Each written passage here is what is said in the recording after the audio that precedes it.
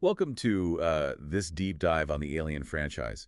You want to go deeper than just the first film and really explore the whole series. Right, from the original 1979 movie all the way to the latest release this year, I think we have a lot to cover. And not just the films. We'll also touch on the spin-offs, the Yeah. comics, the novels, even some of the academic theories around the series.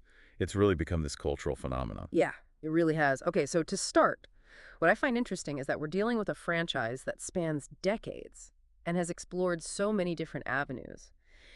Yet it all comes back to this core concept of these terrifying xenomorphs. Why do you think they continue to hold such a grip on our imaginations? I think it's primal, this fear of the unknown, being hunted by something we don't understand. The xenomorphs are the perfect embodiment of that. And then, of course, there's H.R. Geiger's incredible biomechanical design. It's beautiful and horrifying at the same time, become embedded in our cultural consciousness. It really has. And it all started with Ridley Scott's Alien in 1979. Oh, a masterpiece of suspense and atmosphere. Scott doesn't show us the full creature for most of the film. He lets our imaginations do the work. That darkness, the limited visibility, the sound design, it all creates this sense of claustrophobia and dread. Do you remember that feeling the first time you watched it? Oh, absolutely. Yeah. You're trapped on that ship with them. You can really feel the tension building. Uh-huh. And when we finally do see that xenomorph, it's unforgettable. Yeah. But it's not just about the creature. Ripley's character, played by Sigourney Weaver, really sets the stage for strong female protagonists we see throughout the franchise. She goes from warrant officer to this ultimate survivor, and her arc across the films is definitely a big part of what makes the series so compelling. What's interesting is that Ripley wasn't initially written as a woman. Imagine how different the franchise would be if they hadn't made that change. Oh, wow, yeah. That's interesting. It's hard to picture anyone else in that role now. Then in 1986, we got Aliens, directed by James Cameron. Talk about a shift in tone. Oh yeah, Cameron takes that core concept and injects it with this incredible action energy. We go from one xenomorph to an entire hive, we get the iconic power loader scene. It's a spectacle. But even with all the firepower the Colonial Marines bring, they're still ultimately outmatched. What do you think that says about the series' message about technology versus nature? I think there's definitely a sense that you can't just throw technology at a problem like this, especially when you're dealing with something as primal and adaptable as the xenomorphs. Cameron also expands the world building. We get a glimpse into the xenomorph life cycle. Their social structure is fascinating. Then in 1992, things get a lot darker. With Alien 3, David Fincher, in his directorial debut, takes us to a prison planet. Talk about bleak. And that bleakness is intentional. Fincher deliberately shifts away from the action focus of Aliens and dives into the psychological exploration of Ripley's trauma. The production was notoriously difficult, but the film still manages to raise these big questions about faith, sacrifice, the nature of humanity. Do you think it was a necessary step in the evolution of the franchise? I think it shows the power of the core concept. Yeah. That you can tell these very different stories within this universe and explore different themes. Even though it initially had a mixed reception, the assembly cut of Alien 3, which restores a lot of deleted scenes, has gained a lot of appreciation over time. And then to wrap up the original series, we have Alien Resurrection in 1997, directed by Jean-Pierre Jeunet. This one is, well, certainly a unique entry. We get Ripley back through cloning 200 years after Alien 3. She's grappling with her own humanity mixed with xenomorph DNA, and Jeunet brings his surrealist style to the film. Some fans love it, others found it a bit too out there. What's your take on the film's attempt to blend horror with almost a dark humor? It's interesting that even within these first four films, we see such distinct styles and approaches to the material. It speaks to the richness of the concept. Yeah. But the Alien universe doesn't end there. We have the Alien versus Predator crossover series in the early 2000s. What do you make of the decision to pit these two iconic creatures against each other? Well, it's pure spectacle, isn't it? The idea actually originated from an Easter egg in Predator 2, and then it took off in the comics and video games before hitting the big screen. I remember those comics.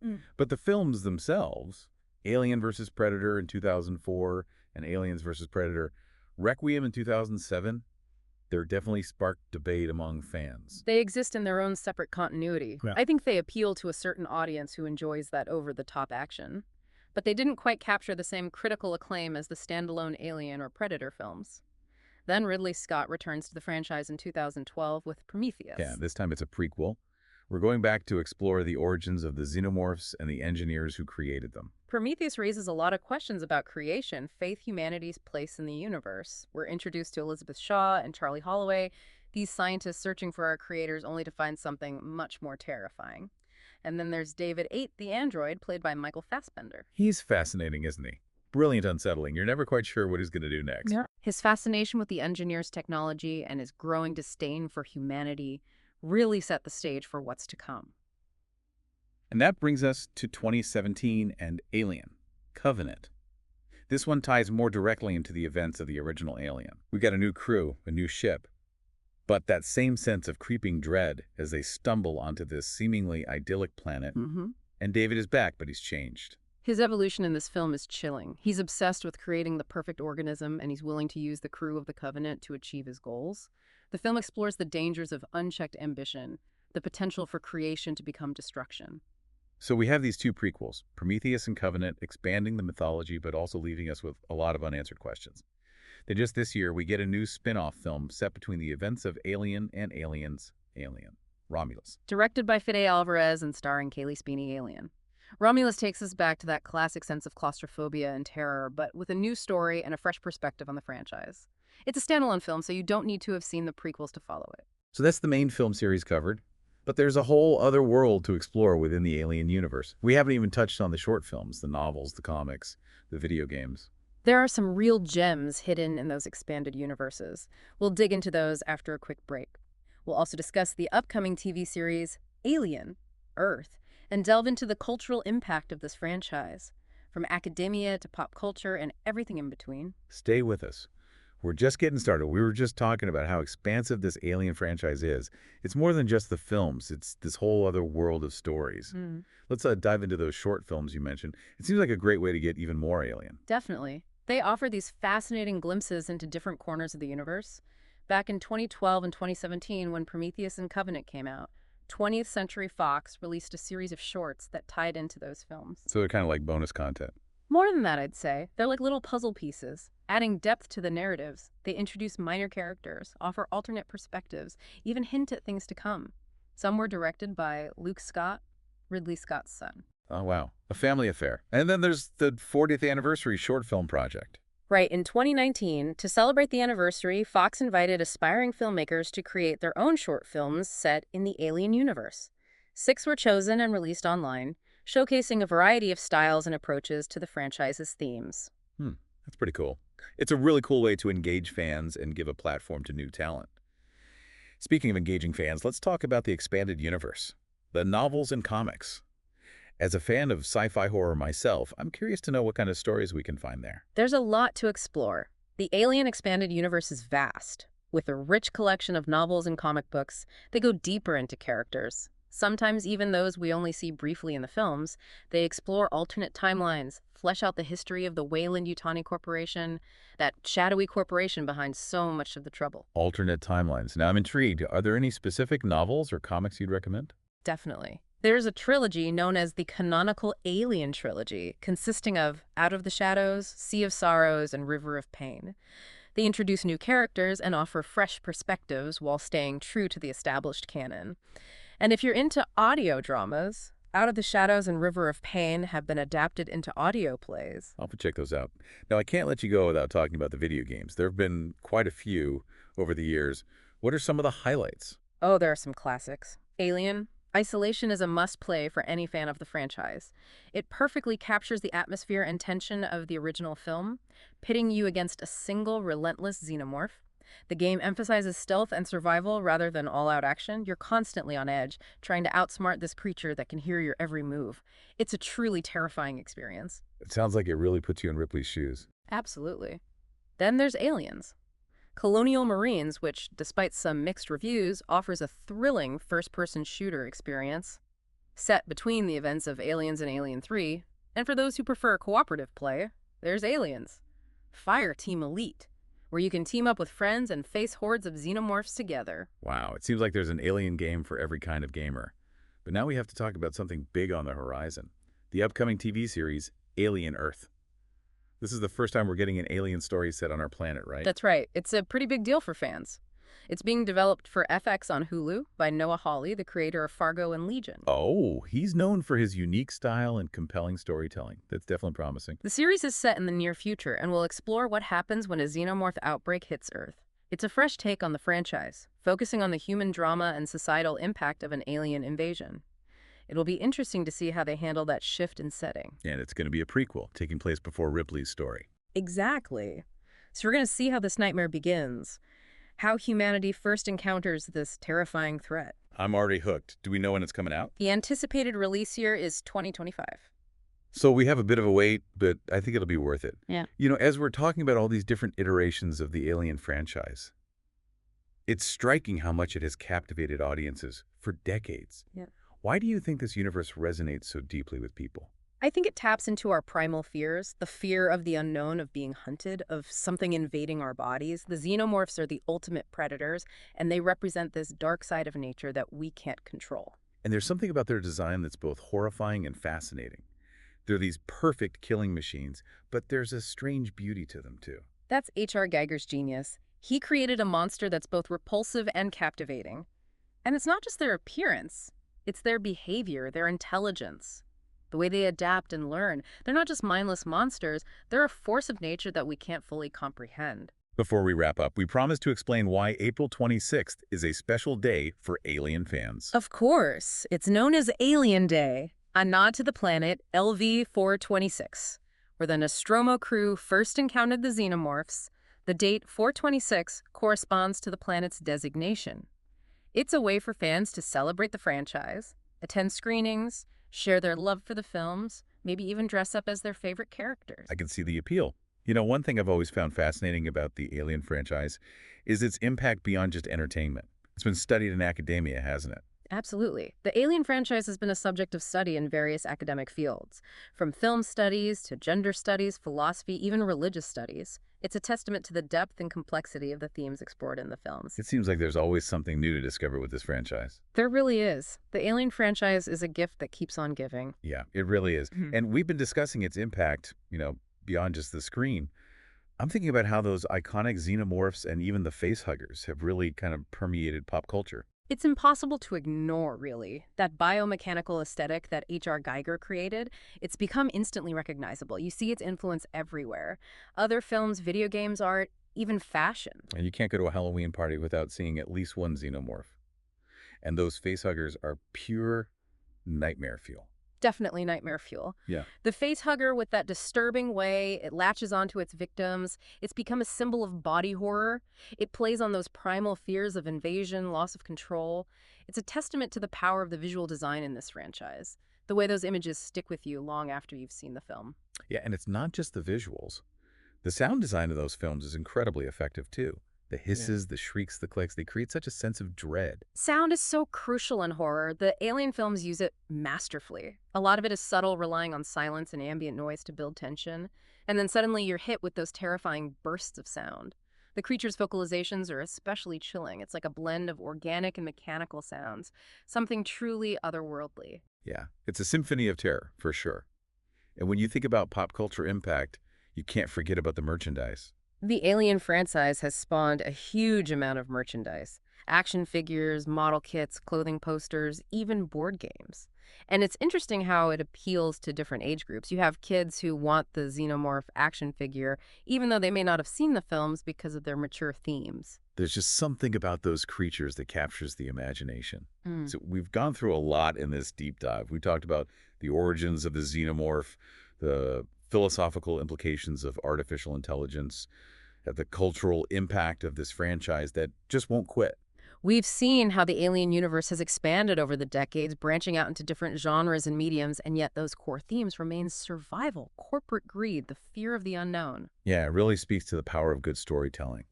So as we wrap things up, what would you say to our listener who's been with us on this journey? Why should they care about the Alien franchise? Beyond the sheer entertainment value, the thrills, the chills, the incredible visuals, I think the Alien franchise gives us a way to explore these fundamental questions about humanity, technology, our place in the universe. It challenges us to confront our fears, question our assumptions, consider the consequences of our actions. And it reminds us that sometimes the greatest threat comes from within ourselves. Exactly. So for anyone listening, we encourage you to explore the Alien universe further. Watch the films, read the novels, play the games, maybe even celebrate Alien Day on April 26th. And as you journey through this terrifying and captivating world, keep this question in mind.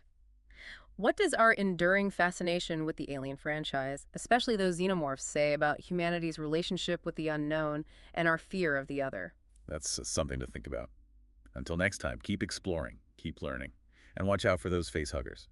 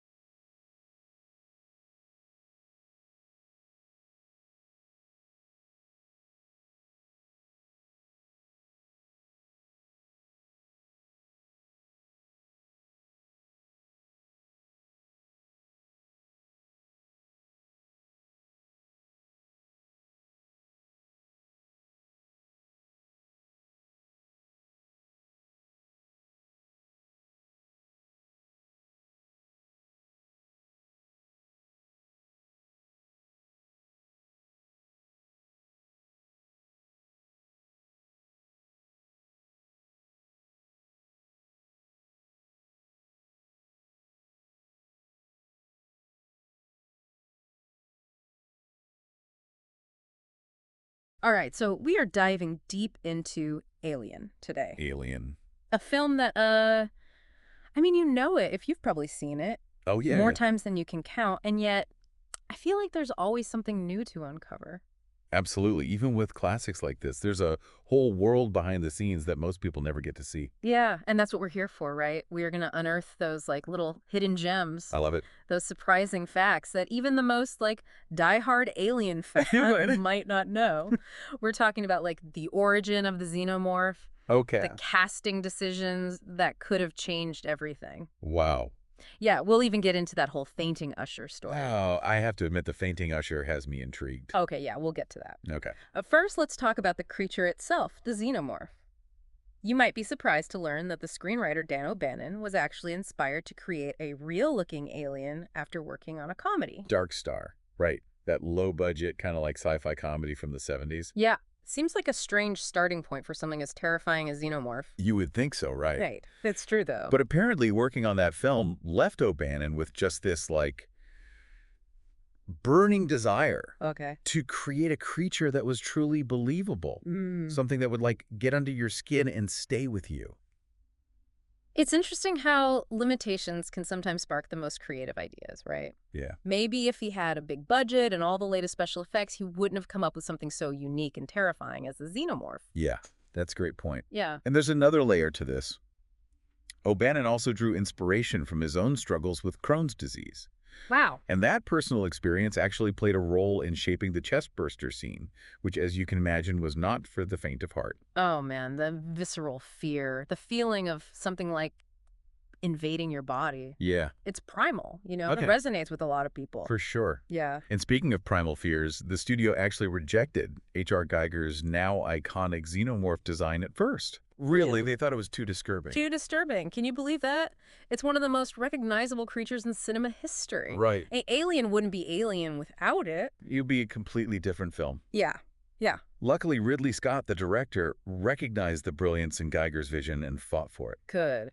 Yeah, speaking of Scott's vision, he had a very specific idea in mind when it came to casting the crew of the Nostromo. Okay. He wanted them to feel like everyday workers, Interesting. not your typical glamorous space heroes. You called it truckers in space, right? Yes, he did. That grounded blue-collar feel really sets Alien apart from other sci-fi films of that era. Exactly. And to further emphasize that the roles were actually written to be gender neutral, which was pretty groundbreaking at the time, Yeah. this allowed for a diverse cast and, of course, paved the way for Sigourney Weaver's iconic performance as Ripley. It's hard to overstate Ripley's impact not just on sci-fi, but on cinema as a whole. Right. She's the ultimate final girl. I mean, imagine the genre without her. It's mind-boggling, isn't it? Yeah. And to think that was Weaver's first leading role in a film. Wow. Talk about making a statement. Yeah. Now let's talk about some of the special effects that made this film so unforgettable. Okay. And yes, let's finally address that fainting usher story. I'm all ears.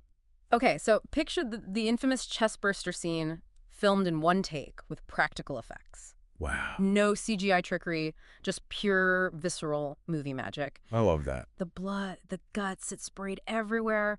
It was so realistic that an usher actually fainted during a preview screening. That's incredible. That is a testament to the power of practical effects. Oh, yeah.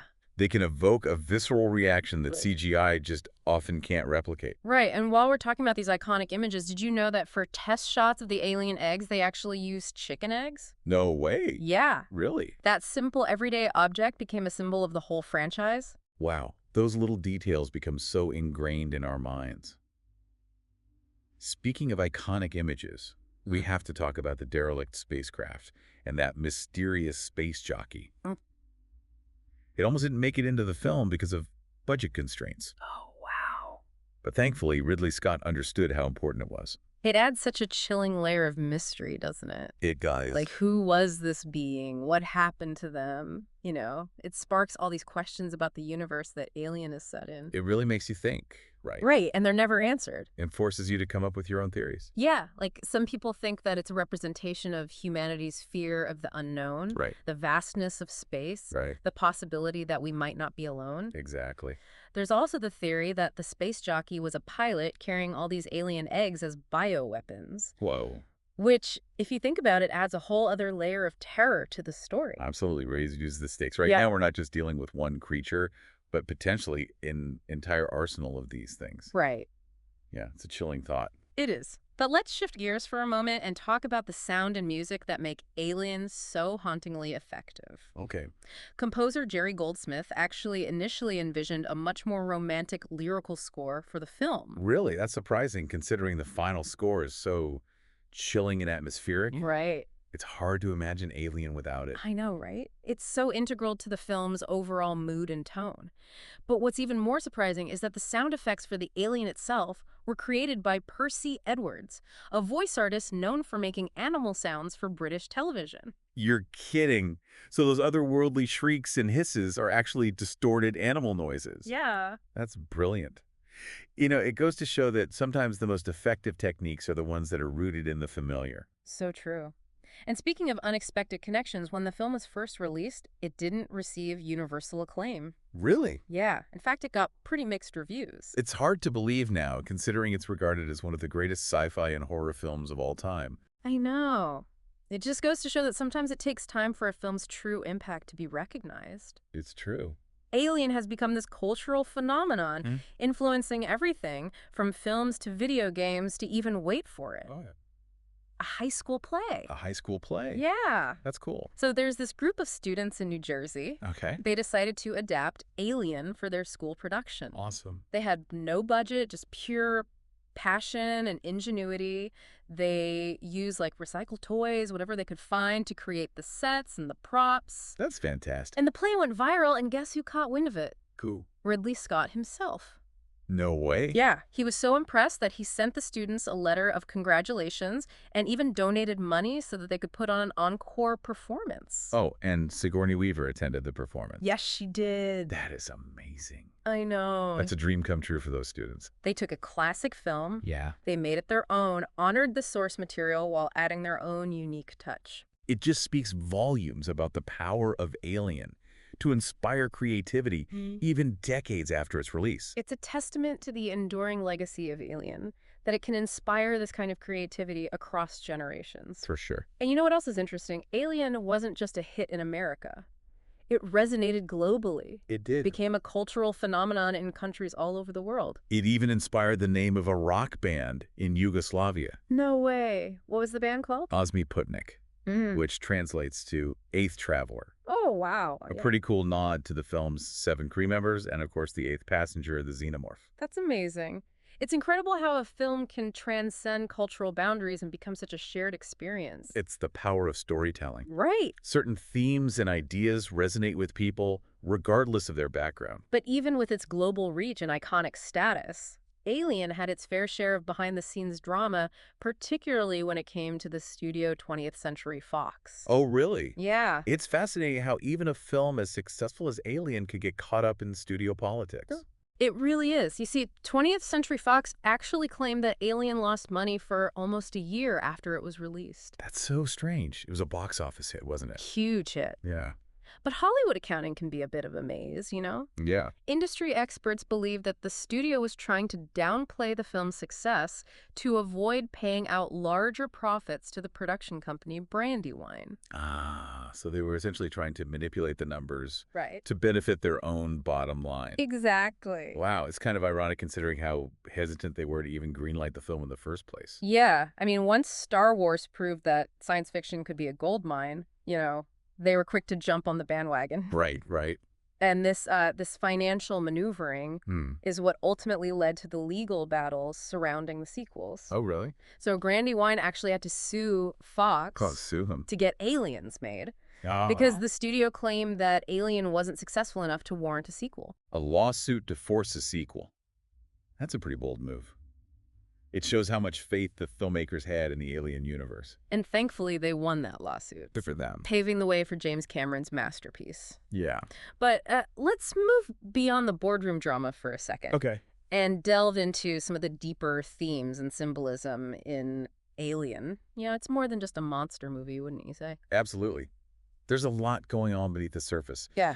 Critics have often discussed the film's sexual overtones, Okay. particularly the way that the alien creature violates and invades the human body. Right, like the face hugger attaching itself to Kane's face has been interpreted as a metaphor for sexual assault. Oh, wow. And then the chestburster scene, Yeah. with its violent and disturbing imagery, Of course. can be seen as a twisted take on birth. Yeah, those are interesting interpretations. Yeah. And then you also have the phallic imagery of the alien's head, Yes. which just adds another layer to that psychosexual subtext. Right. It's all very deliberate and ties into these themes of body horror that were emerging in cinema at the time. Think of films like The Thing or David Cronenberg's Videodrome, Alien, confronts us with our own vulnerability, our fear of losing control of our bodies. Which some would argue is even more terrifying than any external threat. Right. And then there's the theme of corporate greed. Yeah. The company behind the Nostromo, they don't care about the crew's safety. Right. They're only interested in acquiring the alien regardless of the cost. It definitely taps into those anxieties about powerful institutions putting profit before people. Yeah, In many ways, the company is just as much of an antagonist as the Xenomorph itself. it's true. And speaking of antagonists, we can't forget about Ash, the android science officer. Right. His betrayal is one of the film's most shocking moments. It is. But it also adds another layer of complexity to the story. In what way? On the one hand, he represents the dangers of artificial intelligence, the fear that technology could turn against us. For sure. But he also embodies the cold, calculating logic of the company that he represents. It's a brilliant duality. Yeah. He admires the alien for its purity, its single-mindedness, Yeah. its pursuit of survival. He sees it as a more perfect being than humans. Wow, that raises some intriguing questions about what it means to be human. Yeah. What separates us from machines or even from those primal instinct-driven creatures. Right. Alien definitely gives you a lot to think about, even after multiple viewings. It does. And as we touched on earlier, the film's influence extends far beyond the realm of cinema. Yeah. It's had a major impact on video games in particular. Absolutely. Like the Metroid series Yeah. draws heavily from Alien Yes. in terms of its atmosphere, its visuals, and even its narrative structure. Right. You have this lone hero, Samus Aran, exploring this dangerous labyrinthine world, Yeah. facing off against hostile alien creatures. It's like Alien translated into an interactive experience. Yeah, exactly. And did you know that the villains in the first Metroid game were named Ridley and Mother Brain Really? as a tribute to the director and the ship's computer in Alien? Wow, those little nods are a testament to the film's enduring legacy. They are. And speaking of legacies, Alien has left its mark in some very unexpected places. Like what? So, for instance, did you know that there is a gargoyle modeled after the Xenomorph? A gargoyle? Are you serious? I'm serious. I had no idea. So during a restoration project at Paisley Abbey in Scotland, Okay. a stonemason decided to have a little fun and carved a gargoyle that bears a striking resemblance to the Xenomorph. Wow, so it's like this hidden piece of alien history tucked away in a medieval abbey. It's pretty cool. That's so cool. It really shows how deeply embedded Alien has become in our culture. Yeah. But, even with all of its iconic imagery and thought-provoking themes, Alien is at its core a horror film, It is. and a very effective one at that. It taps into those primal fears, Yeah. the unknown isolation, Being hunted. being hunted by something relentless and unstoppable. Exactly. And it does so in a way that feels both grounded and otherworldly, you know? The Nostromo, despite being a spaceship, Right. feels like a very real, lived-in environment. It does. The crew members, as we discussed earlier, Yeah. they feel like everyday people. They do. And that realism makes the horror all the more effective. Right. Because we can relate to these characters. Yeah. And so their fear becomes our fear. And then there's the alien itself. Oh, yeah. It's this creature unlike anything we've ever seen before. It's true. It's a perfect blend of like biomechanical design and primal aggression. It's both fascinating and terrifying. Yeah. And the way that it's revealed gradually Right. with those glimpses, those shadows, Yeah. it just adds to the suspense and the dread. It's a masterclass in building tension. It really is. You're constantly on edge waiting for that next attack. Yeah. And those attacks, when they come, are brutal and unrelenting. Yeah. The chestburster scene is a prime example. Oh. Shocking, gruesome, incredibly effective. It's one of those movie moments that stays with you long after you've seen it. And it's not just the violence that makes Alien so effective. What else? It's the atmosphere. Yeah. The sound design, the lighting, the claustrophobic sets. Right. It all works together to create this sense of palpable dread. It's a truly immersive experience.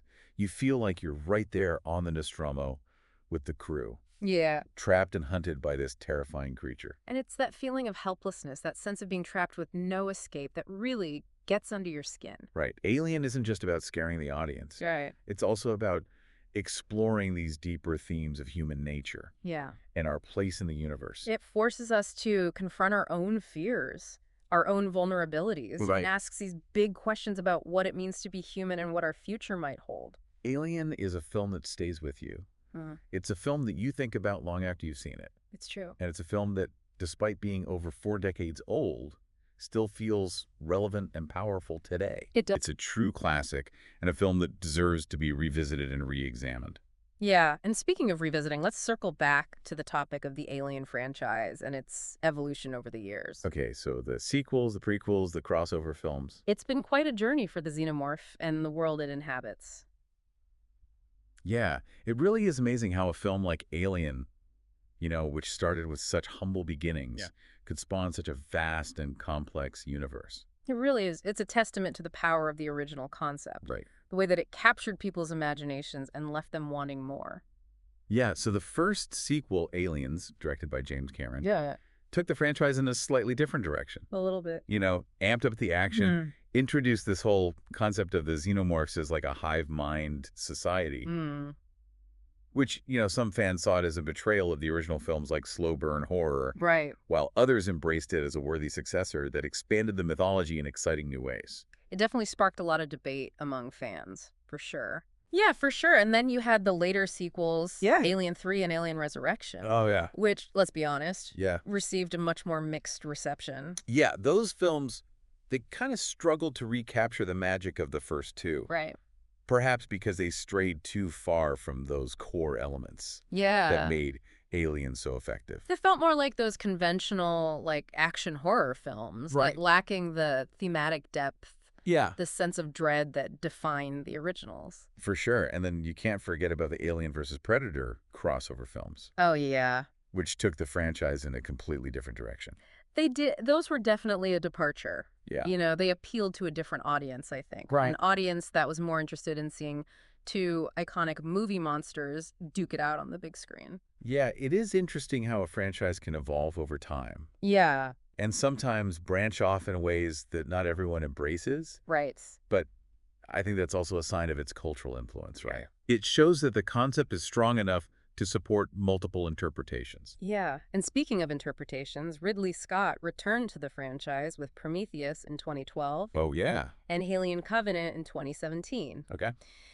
These films serve as prequels, exploring the origins of the Xenomorph and the engineers who created them. Right. And those films were definitely more philosophical in nature, Yeah. delving into questions about creation, Right. evolution, the nature of humanity. They divided fans, for sure. Oh, yeah. with some praising their ambition and others criticizing their convoluted plots and lack of scares. Right, but they did add another layer to the alien mythology, They did. providing more context for the events of the original film. Yeah, and they introduced some intriguing new concepts like the black goo Right. that can transform living organisms into monstrous creatures. It's a reminder that the alien universe is still full of possibilities, Right. just waiting to be explored. Yeah, and who knows what the future holds for the franchise. I mean, there have been rumors of a new Alien film in development, Yeah. possibly even with Sigourney Weaver reprising her role as Ripley.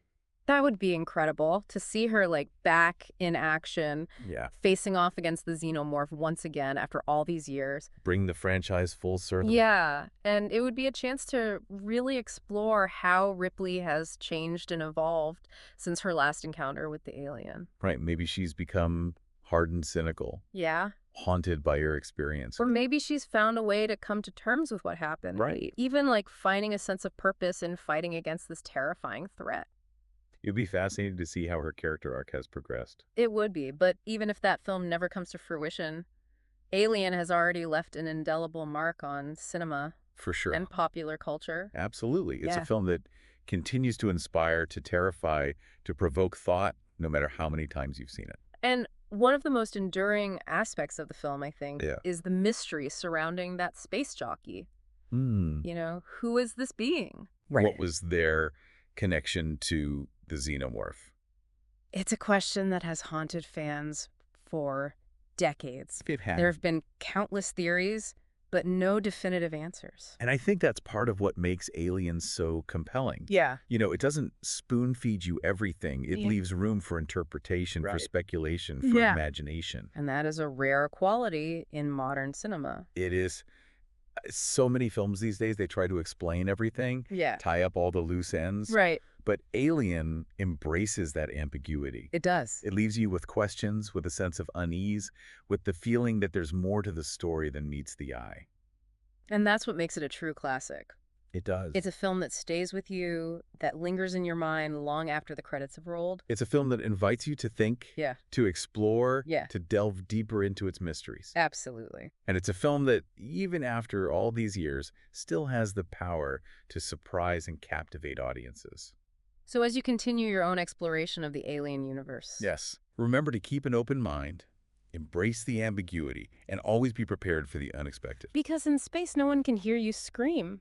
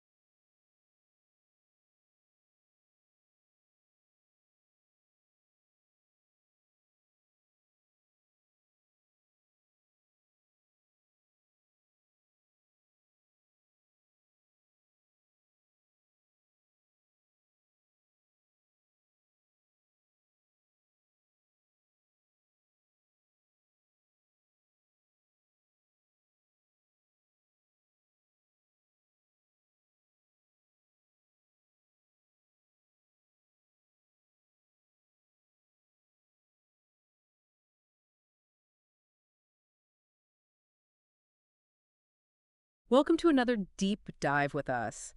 You know, we love to dig into those fascinating stories behind the movies, and this time it's all about aliens.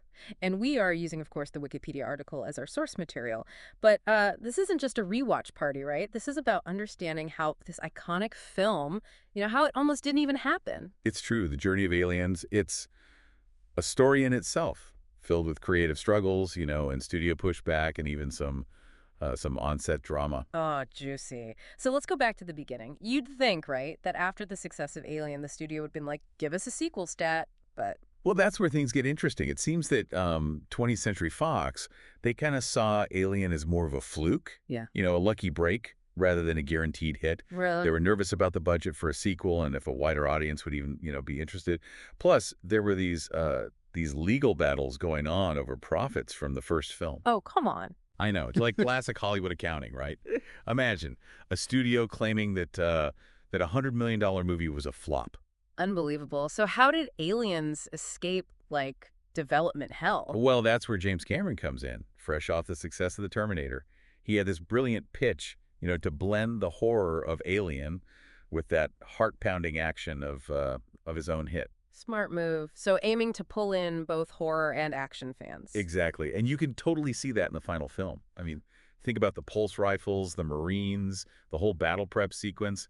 It's got like those Terminator vibes. Oh, yeah, for sure. He really wanted to bring that military sci-fi feel to it, didn't he? Absolutely. Cameron, he envisioned Ripley leading a squad of these hardcore space Marines. He even he drew inspiration from Starship Troopers, to really nail that gritty, realistic look. That makes sense. So we've got Cameron on board, this killer concept. What about Sigourney Weaver? Was she, like, immediately down to return as Ripley? Not exactly. She had her doubts. She wanted to make sure this wasn't just some, quick cash grab trying to bank on the original success. Understandable. Oh, yeah. Yeah. It took some serious negotiation, including a pretty substantial salary, $1 million, to get her to sign on. Which, for an actress back then, that was a big deal. A power move. And speaking of iconic characters, what about Newt? She's such a crucial part of Ripley's story. Well, for Newt, Cameron was adamant about casting an unknown actress. They scouted schools all over England and eventually found Carrie Henn, who was, get this, only 10 years old at the time. Wow. Talk about a trial by fire. And what about Hicks? Played, of course, by Michael Biehn. I read somewhere that there was some last-minute casting drama there. Oh, yeah, there was. Originally, the role of Hicks was given to James Remar. Oh. But he ended up leaving early in production. So Biehn, who had already worked with Cameron on The Terminator, he stepped in. That must have been a whirlwind for him. Definitely. He missed out on weeks of intense military training that Cameron had organized for the entire cast. Yeah. I mean, they were learning tactics from, like, actual British SA soldiers. No way. Yeah, learning how to, handle weaponry, move as a unit, all that stuff. Wow, so they were basically mini Space Marines themselves. Basically. And, Oh. it shows, right, that commitment to authenticity really adds to the intensity of those scenes. Totally agree. But speaking of intensity, it sounds like things weren't always smooth sailing on set. Didn't filming take place at Pinewood Studios in England?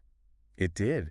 And, you have Cameron with his very direct, fast-paced Hollywood style clashing with that more traditional British filmmaking approach. Oh, so a real culture clash. It was. It actually got to the point where the crew, they walked off set. What? Seriously? Yeah. Cameron, he has a reputation for being, demanding. And he was getting frustrated with what he perceived as a slower pace of work. So did they just, like, throw in the towel? Well, to their credit, Cameron and producer Gail Ann Hurd, they stepped up. They met with the crew. They addressed their concerns. And they really emphasized how important it was for everyone to work together. That's good, to find a compromise, right, Yep. despite those differences. Exactly. They needed to put those creative clashes aside and, actually finish the film. Makes sense. So they kissed and made up, got back to filming? They did. Yeah. And in the end, the film was completed both on schedule and within budget. That's impressive, especially after all that drama. But now let's talk about what makes Aliens truly visually spectacular, the special effects. I mean, even today, they hold up incredibly well. What was Cameron's approach? Well, he was very forward-thinking. Instead of going with those big, established special effects houses, he chose a smaller, lesser-known studio called Stan Winston Studio. Why is that? He wanted more creative control and felt that a smaller team would be more receptive to his ideas. He's a very hands-on director. So he was in there, like, elbow deep, designing the creatures and effects. Absolutely. He was involved in everything, from the power loader suit, that massive exoskeleton that Ripley uses, to the alien queen puppet, which was like 14 feet tall and operated by a whole team of puppeteers. Oh, I remember that scene. It was epic. Can you imagine being on set and seeing that thing come to life? That's been amazing. Oh. And it wasn't just those big set pieces. I mean, they used really intricate puppets for the face huggers and chest bursters, too, with multiple operators and all these innovative control techniques. To make them seem real, right? Super realistic. And they even used practical effects like functional flamethrowers, which, actually caused some breathing problems for the actors. Wow, dedication. But I heard that the studio, they weren't thrilled with the length of the film. Weren't they trying to cut some, like, key scenes? Yeah, there was some pushback. They wanted to remove a whole chunk of the opening, the part that shows Newt's family before the aliens attack. What? No way. Cameron, he fought tooth and nail against those cuts. He believed that those scenes were crucial for, establishing the characters in the setting. He had a vision. So did they end up on the cutting room floor? Thankfully, no. I mean, they were removed initially, but then they were restored for the extended edition of the film. Phew. A win for creative integrity. It's incredible how much thought and detail went into crafting this film, even with all the studio pressure and behind the scenes drama. It really is. And those details, they add up. They elevate Aliens beyond just a simple action flick. There are layers of symbolism and deeper themes woven throughout the entire story. Okay, let's unpack some of those themes. What stood out to you? Well, for me, one of the most powerful themes is motherhood. Ripley's bond with Newt is juxtaposed against, the alien queen and her fierce protectiveness of her offspring. Oh, wow. That's a fascinating parallel. Right. It's like these two powerful female figures both fighting for their own version of family. Adds a whole other layer to the conflict, not just humans versus aliens, but these primal instincts at play. Right. And Cameron, he also uses those characters to, challenge those traditional gender roles. Ripley, she's this ultimate warrior, but she also embraces her maternal side. She's not easily categorized. She's not your typical damsel in distress waiting for a knight in shining armor. Definitely not. She's the one doing the rescuing. And then you have the alien queen. She's this monstrous, terrifyingly effective mother figure. It's a reminder that motherhood can take many forms. It's not always about baking cookies and nurturing. Sometimes it's about raw power and protecting your own. But there's also that theme of trauma, right? I mean, Ripley's still dealing with the events from the first film. Oh, absolutely. She's haunted by her encounter with the alien, but she doesn't let it paralyze her. She chooses to face her demons head on.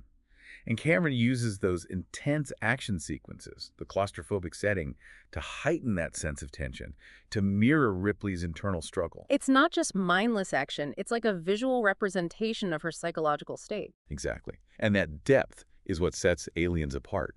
It's a film that operates on multiple levels, offering something for everyone, whether you're into sci-fi, action, horror, or just a damn good story about, facing your fears. Well said. And Aliens wasn't just a critical hit, it was a box office smash. Like over $10 million in its opening weekend alone. Yeah, it dominated the summer of '86, even with tough competition from films like Top Gun and Ferris Bueller's Day Off. Wow. So what was the key to its success? The buzz was incredible, word of mouth was strong, and the early reviews, they were overwhelmingly positive. People were just so excited to see what Cameron would do with the franchise. I remember those posters. This time it's war. Yeah. Simple, but so effective. Yeah. And it kept on raking it in at the box office, eventually becoming one of the highest-grossing films of the year. Amazing. Not bad for a film that almost didn't get made. So it was a hit with the audiences. But what about the critics? How did they receive it? Critics were raving. They hailed it as a worthy successor to Alien, praising the action, the creature effects, and, of course, Sigourney Weaver's performance. Phenomenal, as always. She became a bona fide action hero with this film. Critics loved her physicality, her emotional depth, the way she embodied both Ripley's strength and vulnerability. And her performance even earned her an Oscar nomination for Best Actress, right? It did, which was groundbreaking for a sci-fi film back then. The Academy didn't always take the genre seriously. It was a big moment. But Aliens wasn't just a popcorn flick, was it? It had substance. Right. It explored themes of motherhood, gender roles, even touched on those sociopolitical anxieties of the '80s. It worked on so many levels. Were there any negative reviews? Oh, there were always a few critics who found the action and violence a bit much, maybe emotionally draining. They thought it was too intense. But even those reviews, they acknowledged the film's technical brilliance. Yeah. Cameron's direction was undeniable. I mean, who can forget that chestburster scene? Oh, man, a classic moment of horror movie history. And James Horner's score, too. So iconic. It captured the mood perfectly. And Aliens didn't just get an Oscar nom, it cleaned up at the Saturn Awards. Best Science Fiction Film, Best Actress for Weaver, Best Director for Cameron. A clean sweep. It was a true recognition of the film's achievements. Aliens really solidified Cameron's status as a visionary filmmaker, and it launched the franchise into a whole new level of popularity. So from struggling to get the green light to battling it out on set, Aliens had a wild ride to the big screen. It did. But it paid off. I mean, we got one of the most iconic female action heroes of all time, a true sci-fi masterpiece that's just as relevant today as it was back in '86. But before we dive into its legacy and influence, let's pause for a moment and think about this. Okay, I'm listening. If you were in Ripley's shoes, facing those impossible odds, what would drive you to keep fighting? What would be your core values, those inner strength that would push you forward in a situation where all hope seems lost? What would motivate you to survive? That's a really good question. Because, it's not just about physical strength or courage. Ripley's strength, it comes from her empathy, her sense of responsibility for Newt's safety. It makes you reflect on your own life, the challenges you face, and what motivates you to keep going. What are those things that keep us going when the going gets tough? That's a powerful thought. It is. It's about finding that inner Ripley within all of us, that spark of defiance, that determination to protect what matters most. Yeah, it really makes you think about what you do in that situation. What are those things that would push you, keep you going when everything's on the line? Totally. And you're right. It's not always about, like, brute strength, right? Ripley's courage comes from her empathy for Newt, her need to protect her. It's so cool how Cameron takes what could have been just a straight-up action movie and adds these deeper layers, like these big questions about humanity, about what it means to be a protector and face your fears. Exactly. It's those themes, those things that go beyond the sci-fi setting and make Alien something more than just a monster movie. Yeah. Speaking of monsters, though, we can't forget about the Alien Queen. She's one for the books. Oh, absolutely. That final showdown between her and Ripley and the power loader, I mean, that's cinema gold. But the Queen, she's not just a mindless killing machine, is she? No, not at all. If you really look at her, she represents something primal. She's like this ultimate mother protecting her hive, fighting for her species to survive. Yeah, you can kind of understand her rage, right? Ripley did destroy her eggs, her future generations. Exactly. And it becomes this clash of titans, right?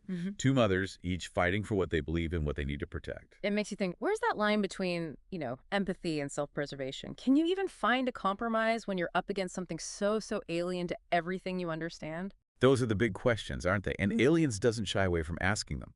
Now, I think we should shift gears a bit and talk about the overall look of Aliens. Visually, this film is a masterpiece. The sets, costumes, lighting, everything comes together to create this immersive world. It's so believable, right? Absolutely. Cameron and his team, they were so meticulous in crafting this visual language, this aesthetic that really speaks to those themes of isolation and danger. I'm picturing those, dimly lit corridors of the colony, the steam from the alien hive, that sleek spaceship, the Sulaco. It's like every shot is telling a story. It is. And the attention to detail is incredible. Everything from the weapons the Marines use to how intricate the alien creatures are, it all feels so real. Even today, the special effects hold up. What did they do to bring those aliens to life? Well, Cameron was a big proponent of practical effects, which I think gives the creatures this presence, this weight that you just don't get with CGI. They use puppets, animatronics, even actors in suits. I can't imagine being in a Xenomorph suit. That must have been crazy. It's amazing what they achieved without relying so much on CGI, which back then was pretty basic. It was definitely a smart choice. Yeah. The aliens in Aliens, they feel real dangerous. They have this texture that's hard to replicate digitally. You can practically feel their slime. Exactly. Yeah. And Cameron was really specific about showing this hierarchy within the alien hives, the queen at the top, controlling her drones, protecting those eggs. It was a queen bee, right, guiding her workers. Yeah, exactly like that. And her design, iconic, that elongated head, those teeth, all those arms. She is a nightmare, but a brilliant one. Okay, but it wasn't just the aliens, the sets, the technology, even the costumes. It all felt so real. Right. Cameron took inspiration from real-world military hardware, industrial design, and that gave the technology this grounded, functional feel. And they even reused some sets and props from the first film. Smart. So it all feels connected, like a real world. Yeah, that continuity is important. Aliens truly transports you to another world. And that realism, that believability, it just makes it all the more terrifying. Okay, now we have to talk about Ripley's look in this movie. It's not just a badass space marine outfit, it's become like a fashion statement. Oh, absolutely. It's iconic. You see it everywhere. Movies, TV shows, even fashion runways. Yeah. What do you think makes it so memorable? I think it's that perfect balance, between being practical but also stylish. You have the jumpsuit, the boots, the harness for her weapons. Mhm. It's all about being ready for a fight. And don't forget the details, right? Yeah. The rolled up sleeves, the bandana, even the dirt smudged on her face. It tells a story, doesn't it? Yeah, it does. It's like this woman has been through hell, but she's still standing. She's not afraid to get her hands dirty. Exactly. And it makes her relatable.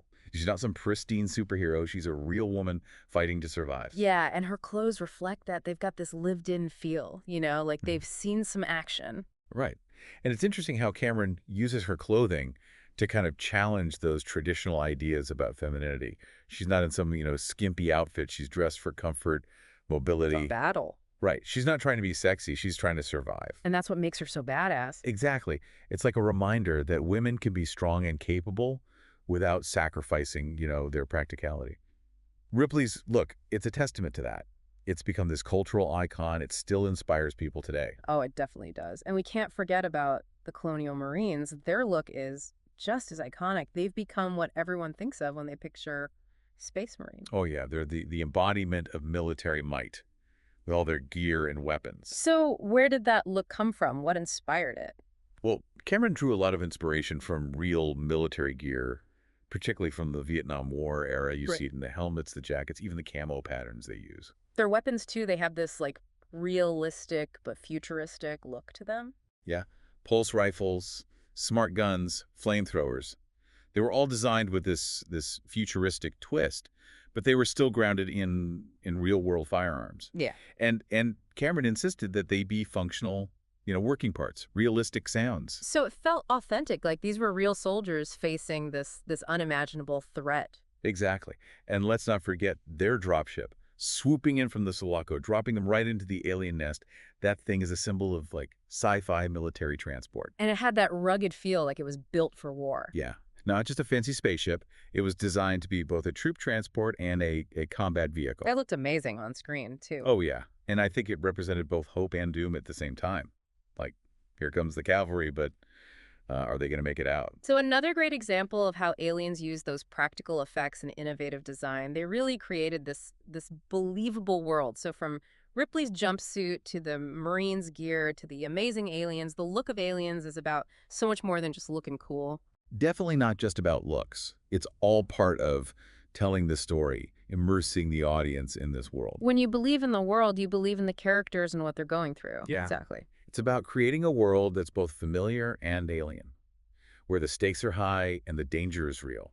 And Aliens does that masterfully. Okay, so we talked about how Aliens almost didn't get made, but once it was a hit, a sequel was inevitable, right?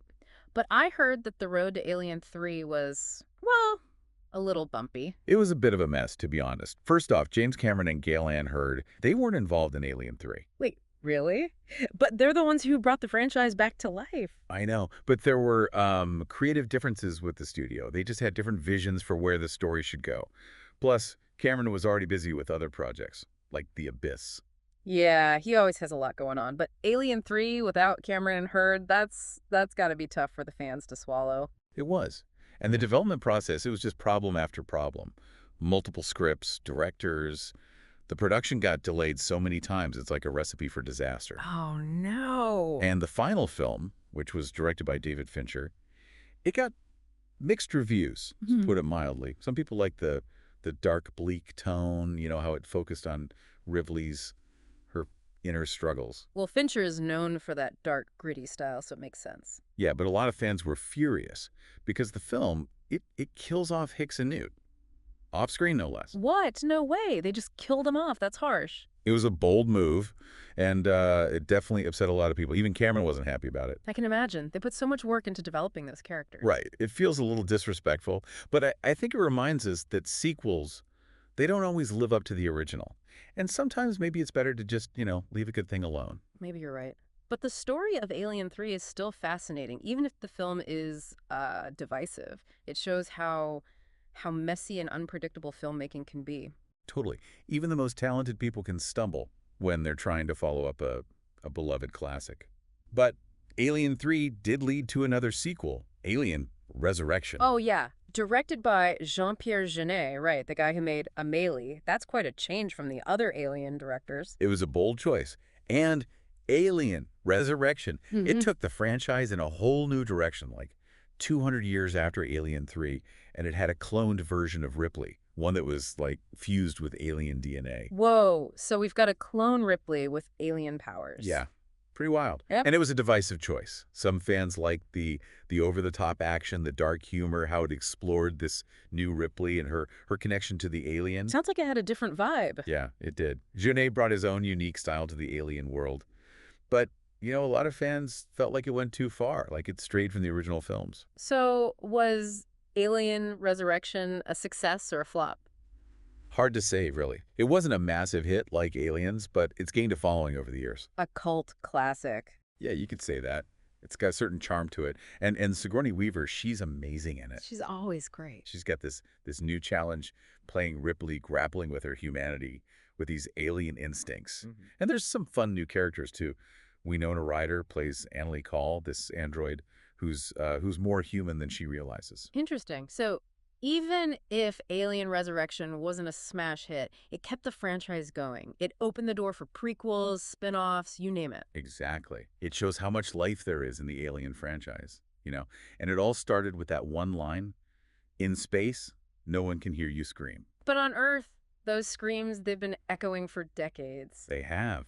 It shows you the power of a good idea and how filmmakers can tap into our fears, our fascinations. And it's become this multimedia empire, right? Right. Movies, TV shows, video games, comics. It's everywhere. And it's influenced so many other things. So what do you think it is about Alien that's made it so successful? Well, it has to start with that Xenomorph design, right? It's terrifying, but there's something fascinating about it. That biomechanical look, how they hunt, and that life cycle. Oh man, that face hugger scene from the first movie still gives me chills. Classic horror movie moment. And then, of course, you've got Ellen Ripley. She's a character who has resonated with audiences for, like, forever. She's such a strong female character. Exactly. And the franchise, it's not afraid to change, to evolve.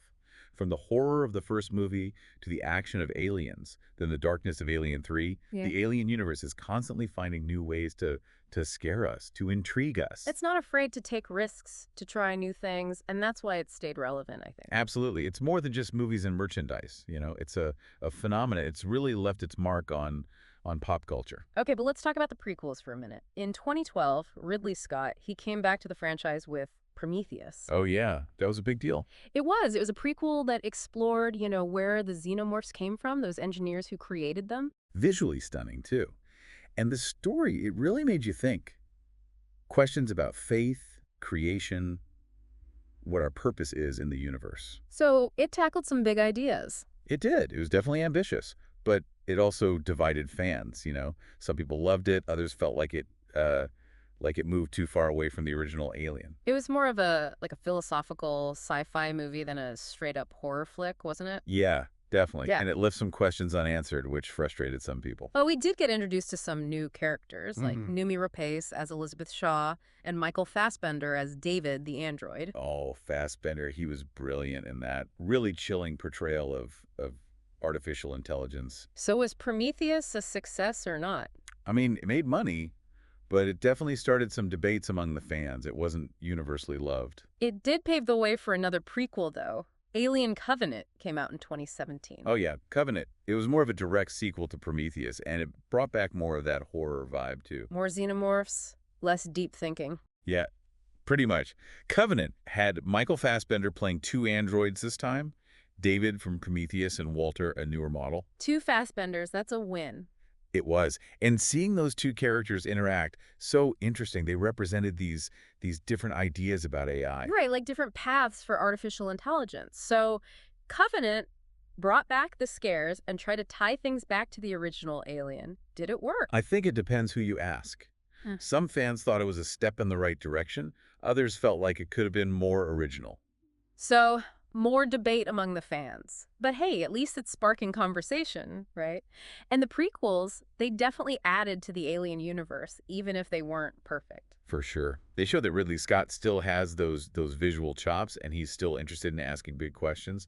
But let's be real, not every Alien movie has been a winner. True, every franchise has its duds. Yeah.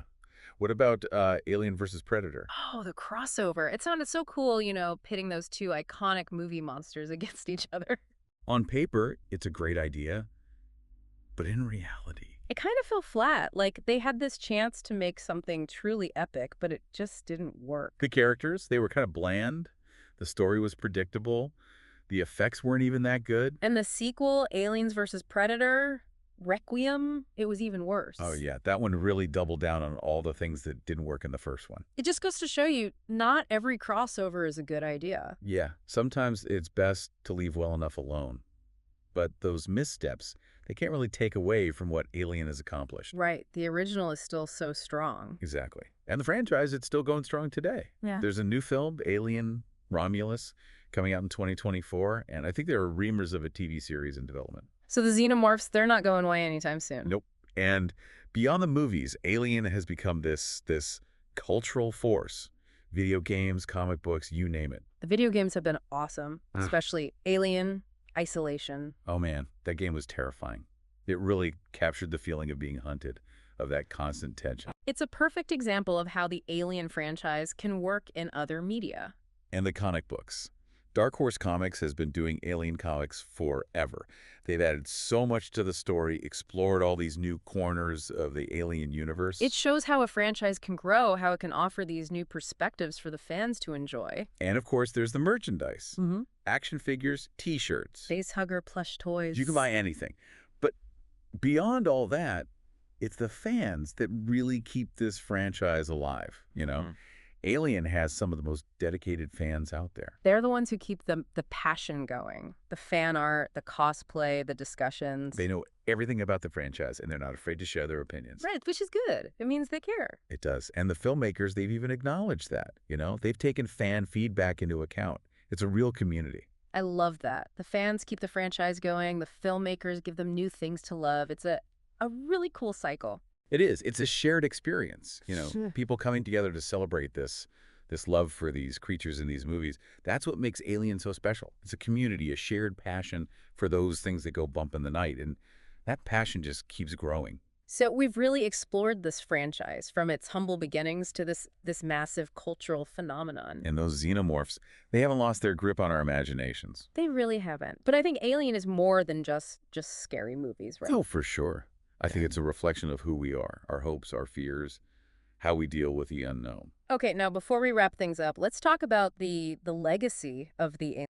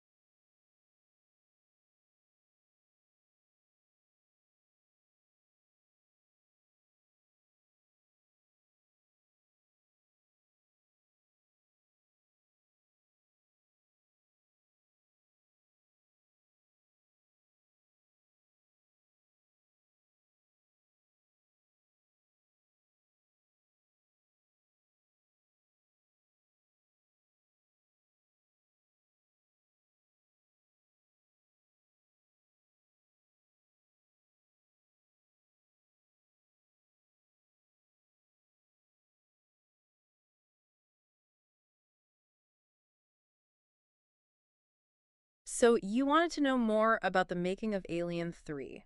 Buckle up, Yeah. because this one Oh, it is is. a wild ride. It is. We're talking about a film Yeah. that had some serious expectations Huge expectations. to live up to. Oh, yeah. After Aliens. Right. Yeah. I mean, that cliffhanger ending Oh, totally. with Yeah. Ripley and Newt and Hicks.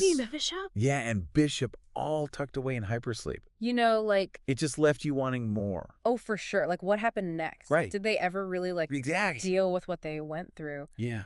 And let me tell you, the journey to answer those questions, Oh, man. it was almost as chaotic as the fight against the aliens themselves.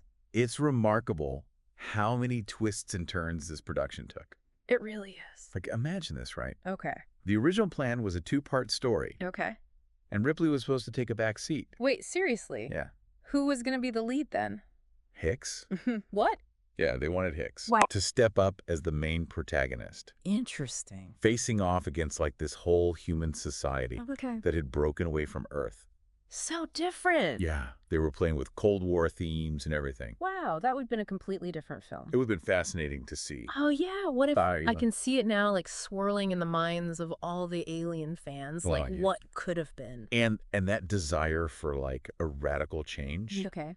that continued with bringing in William Gibson Oh, wow. to write the script. The cyberpunk guy. Yeah. Okay. And his vision Yeah. was a space station that was also a giant shopping mall. Space commies hijacking alien eggs in a shopping mall. Pretty much. That's so out there. Yeah, But it kind of makes sense coming from William Gibson. it does. I can't believe they didn't make that. Yeah, it gained a cult following, For sure. but the producers felt it strayed Yeah. too far from... What they want. But still, makes you wonder, right? It does. Like what that would look like. Absolutely.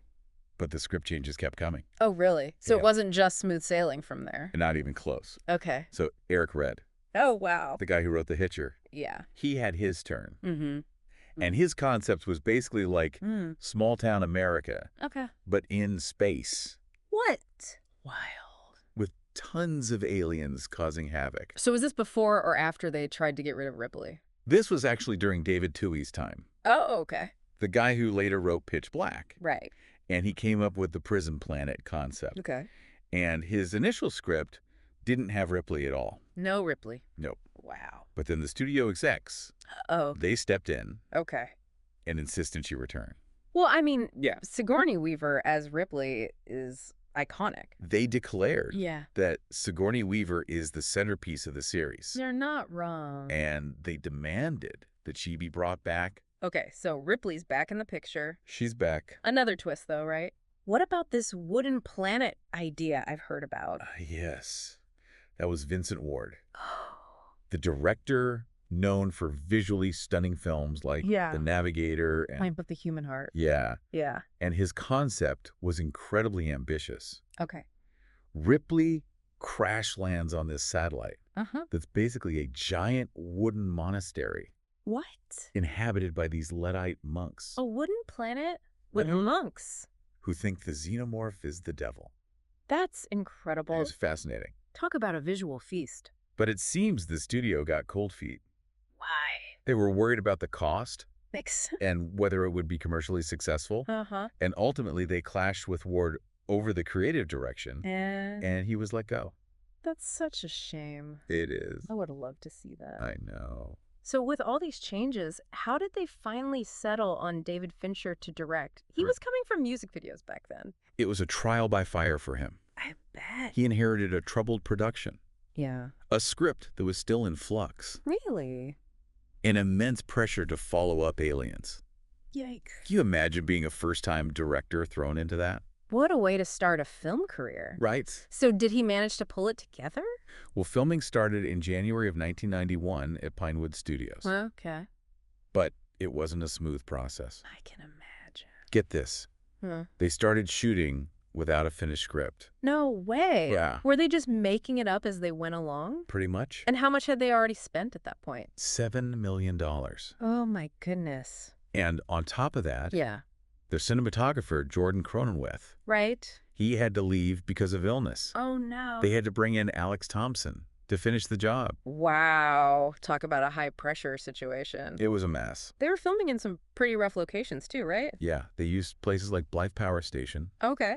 and a beach called Blast Beach Yeah. in the UK. Really capturing that industrial, desolate feeling. They wanted that prison planet to feel real. I can see that. Yeah. It sounds like they went all out for the visual atmosphere. They did. Well, what about the star of the show? Ah, yes. The Xenomorph itself? Our favorite alien. How did they approach designing this one? Well, in Alien 3, the Xenomorph looks and moves differently. I've noticed that Yeah. it seems more animalistic. It does. Yeah. And that's because this one was born from a quadrupedal host, Oh, right. a dog in the theatrical release, Yeah. and an ox in the assembly cut, Oh, interesting. which we'll get to later. Okay. But that really influenced his physique. Makes sense. Fincher actually wanted it to feel Yeah. more of a puma or a beast. Mm. They even brought back H.R. Geiger, Wow. the original Xenomorph designer, Okay. to come up with new sketches. So they went back to the source They did. for inspiration. Yeah. Cool. He gave the creature longer, thinner legs Okay. and a more streamlined look. Interesting. So how did they bring that new design to life on set? Yeah. How'd they do that? Well, they used a mix of practical effects and a bit of CGI Okay. for certain scenes. Uh-huh. They had Tom Woodruff Jr., Okay. who had a background in special effects Yeah. in a suit, Okay. but they also used a really detailed rod puppet. Like for Bunraku Theater?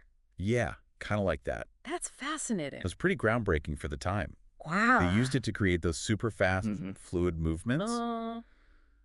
And then you can't forget the eerie music of Alien 3. Oh, yeah. The score. Yeah. So unsettling. The composer, Elliot Goldenthal, Okay. worked closely with Fincher Yeah? to create a score that felt really atmospheric. It did. Yeah. Added to that whole feeling of isolation It did. and despair on that prison planet. Totally. Didn't he record the music during like some major event? Yeah. It was during the 1992 Los Angeles riots. Wow, talk about art reflecting reality. Right. So it sounds like Alien 3 was full of challenges. It was. From script rewrites to the filming itself. Definitely a testament to the cast and crew Yeah, that they were able to finish this film at all, for sure. but the challenges didn't stop there. Really? What else happened? Well, the film's reception was, let's just say, mixed. Really? You'd think with the success of the first two, Alien 3 would have been a guaranteed hit. You'd think so, right? Yeah. But surprisingly, it underperformed in the U.S., Hmm. although it did well internationally, Okay. and the critics were divided. Oh. Some loved it, Yeah. but others, well, they weren't so kind. Sounds like Alien 3 has a lot more going on than meets the eye. Oh, absolutely. We're just getting started. Yeah, we are. Okay, so we've established Alien 3 had kind of a bumpy ride It did. getting made. Yeah. But I'm curious, you mentioned the reception was mixed. Yeah. Was that just like critics and audiences, or did it go deeper than that? It went much deeper. Okay. Some of the people involved in the previous Alien films were pretty vocal Uh-huh. about their reactions, especially James Cameron, Wow. the director of Aliens. Okay. He was really unhappy Yeah, I can imagine. about how Alien 3 handled the characters he created, Especially Hicks and Newt. especially Hicks and Newt. I mean, killing them off so quickly. Right. Especially after everything they went through in Alien. That was harsh. It feels harsh. It does. What was Cameron's take on it? He saw it as like a betrayal Oh, wow. of what he had built. Okay. He felt really deeply connected to those characters. Mhm. And to him, their deaths felt like a dismissal Wow. of all that emotional weight of Aliens. That makes sense. He even called it a slap in the face. Wow, that's intense. Yeah. Can you blame him, though? Not really. Those were some powerful character arcs he created. They were. To just have them end so abruptly, like that tough pill to swallow. It must have been. Was he the only one who felt that way? No, Michael Biehn, who played Hicks, Right. he was unhappy too. Yeah, understandable. And he actually negotiated Oh, really? a pretty hefty sum For what? for the use of his likeness Okay. in that brief scene Yeah. where we see Hicks's corpse. So he got a good payday out of it, at least. He did. That's one way to look at it. It's almost as if he was saying, Yeah. you know, if you're going to kill off my character, Uh-huh. I'm at least going to get paid well for it. Smart. Right. So it's interesting how these decisions had such a ripple effect. Yeah. Not just on the story, but On it. also on the people For the people involved. who were so invested in the previous films. Yeah. But what about David Fincher? Yeah. How did he handle all of this? Yeah. Was he happy with how the film turned out in the end? That's where things get really complicated. Okay. Fincher has actually disowned Alien 3. What? Seriously? He blames studio interference Okay. and the pressure of that chaotic production Yeah. for preventing him from realizing his true vision. That's pretty heartbreaking. It is. To have your first feature film experience be so negative, I know. it must have been incredibly frustrating for him. It must have been. Do you think the studio was just trying to play it safe? I think there's definitely an element of that. Especially with a franchise as beloved as Alien. Exactly. Yeah. But there were also some genuine creative clashes. Hmm. The studio had a certain vision for the film, Yeah. and Yeah. Fincher had his own ideas. Right. It seems like those visions never really aligned. So sad. It is a shame. It makes you wonder what his original vision was. Right. And we do have that assembly cut, right? We do. Is that closer to what he wanted? It's longer. Okay. And it includes a lot of Fincher's editing notes. Uh-huh. It fills in some of the gaps from the theatrical version. Okay. And it provides like a different perspective on the story. Interesting. It might be a glimpse into his vision. Okay. But it's still not entirely his. So ultimately, he didn't really have creative control. Not in the way that he wanted. Yeah. It's a shame. It is a shame. But even though it had a troubled production, Yeah. Alien 3 did bring some interesting things Okay. to the franchise. Like what? Visually, it's quite striking. I was going to say, it had a big Look, impact you tracked. on the look of the franchise. Yeah. Like, Fincher brought a much darker, grittier aesthetic. Yeah. That emphasis on industrial decay, Yeah. the shadows. The claustrophobic environments. Yeah. It created a very different feeling. Totally. Compared to Aliens. Right. Like those scenes in the foundry. Yes. With the molten metal and the flickering lights. Yeah. So intense. You Yeah. really felt the danger Totally. and the desperation For sure. of Ripley and the prisoners. Absolutely. And that visual style, Yeah. along with the religious themes that were introduced, Yes. would continue to influence Yeah. the Alien films that came after, Totally. especially Resurrection. So Alien 3 kind of helped pave the way It did. for a more philosophical Yeah. and introspective Yeah. approach to the franchise. It's true. So even though it had a troubled production, It did. Alien 3 ended up pushing the franchise Yeah. in new directions. Totally. It's like those creative struggles actually helped the series evolve. It's an interesting thought, isn't it? It is. Sometimes those challenges lead to unexpected innovation. Yeah. And that's what's so fascinating about Alien 3. Uh-huh. It's a film that's full of contradictions. Totally. And let's not forget the impact it had on the Xenomorph design. Yes. I mean, the runner Xenomorph. Yeah. Its quadrupedal movement Uh-huh. and that sleek, Yeah. almost predatory look. Yes. It's become an iconic design in its own right. Absolutely. And that's thanks to the creativity of the special effects team. Of course. They used that incredible rod puppet Yeah. to achieve a level of fluidity Totally. and animalistic movement that we hadn't seen before. That's right. Really impressive what they were able to accomplish with practical effects, It is. especially given all the limitations they Yeah. were working with. Yeah, they had to get creative, Yeah. for sure. And we can't forget Elliot Goldenthal's score. Ooh, the score. So eerie So eerie. and then unsettling. Perfect complement to the film's atmosphere. It really was. Yeah, Shame that all the behind-the-scenes drama I know. overshadowed some of these achievements. It was a shame. But it seems like Alien 3, Yeah. despite its flaws, Yeah, has a lot to offer. it does. Yeah. It's a film that, with time, Yeah. has gained a certain level of appreciation, Okay. especially among those who see it as a brave attempt Hmm. to do something different Yeah. with the Alien formula. I'm starting to see that No. Alien 3 might not be everyone's favorite, Right. but it's certainly one of the most intriguing films Absolutely. in the franchise. It raises a lot of interesting questions, doesn't it? It's about creative control, Yeah. studio interference, Mhm. and the challenges of following up a successful sequel.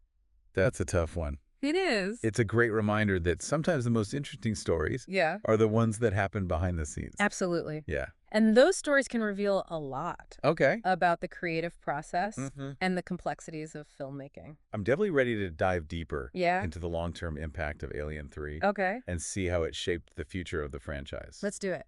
But before we do that, we need to take a short break. Okay. When we return, Yes. we'll explore the legacy of this controversial film Okay. and its place in pop culture. Sounds good. Stay tuned. All right, so we've talked about the chaotic journey of making Alien 3 It was a journey, that's for sure. and the mixed reactions it received. Yeah. It really ran the gamut. Now I'm curious about its lasting impact. Right. What do you think Hmm. is Alien 3's biggest contribution to the franchise?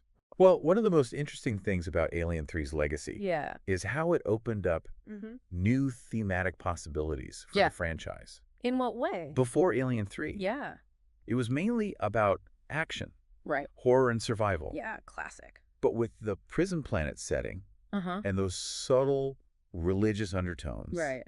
It brought in Yeah. a layer of philosophy Okay. and spirituality Interesting. we hadn't seen before. You're right. Even though the monks from Vincent Ward's original concept Right. didn't make it into the film, Yeah. that idea of faith and redemption Yeah, definitely carried over. it did. You see it in Dylan Yeah. and the other prisoners, Uh-huh. how they deal with the xenomorph threat Right. while also wrestling with their own beliefs. Exactly. They're not just fighting for their lives. Right. They're grappling with these questions Yeah. of morality Right. and purpose. Yeah. It's a whole other layer. And this thematic shift Yeah. had a ripple effect Okay. on the Alien films that followed, Like which ones? especially Alien. Resurrection. Okay. That film really dives into Yeah. the complex relationship between Ripley Yeah.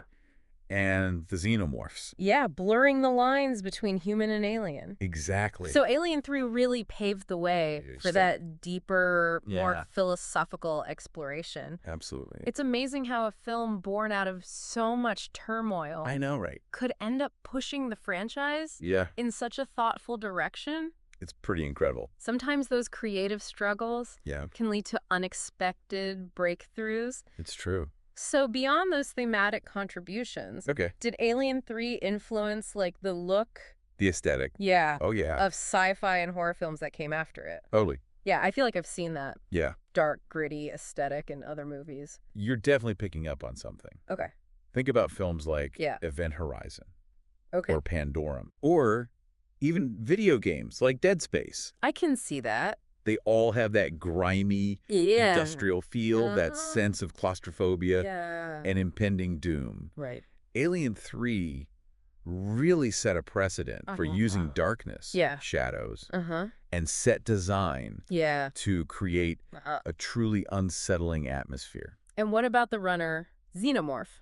Ah, yes. Pretty iconic design, isn't it? It's become super iconic. That Yeah. sleek quadrupedal form, Mm-hmm. those fast animalistic movements, Totally. it's almost as recognizable Yeah. as Geiger's original Xenomorph. Right. And it's popped up everywhere. Like war. Comics, Okay. video games, Mm-hmm. toys. Yeah. It's become like a staple It has. of the Alien universe. That's so cool. It is. It's incredible what they were able to do Yeah. with practical effects. Yeah. Especially considering Yeah. the production issues they faced. Right. That rod puppet was genius. It really was. Yeah. And, it's a testament to the special effects team's creativity Totally. and ingenuity Yeah. that they were able to create such a Yeah. memorable and terrifying creature, Yeah. even with all the constraints they were working under. Yeah, they had to get creative. They turned those limitations Yeah. into something truly unique. It sounds like Alien 3, for all its flaws, Yeah. has been a source of inspiration It has been. for a lot of artists and storytellers. Absolutely. So where do you think Alien 3 will ultimately stand Mhm. in the legacy of the franchise? It's hard to say for sure, Yeah. but one thing's certain. Yeah.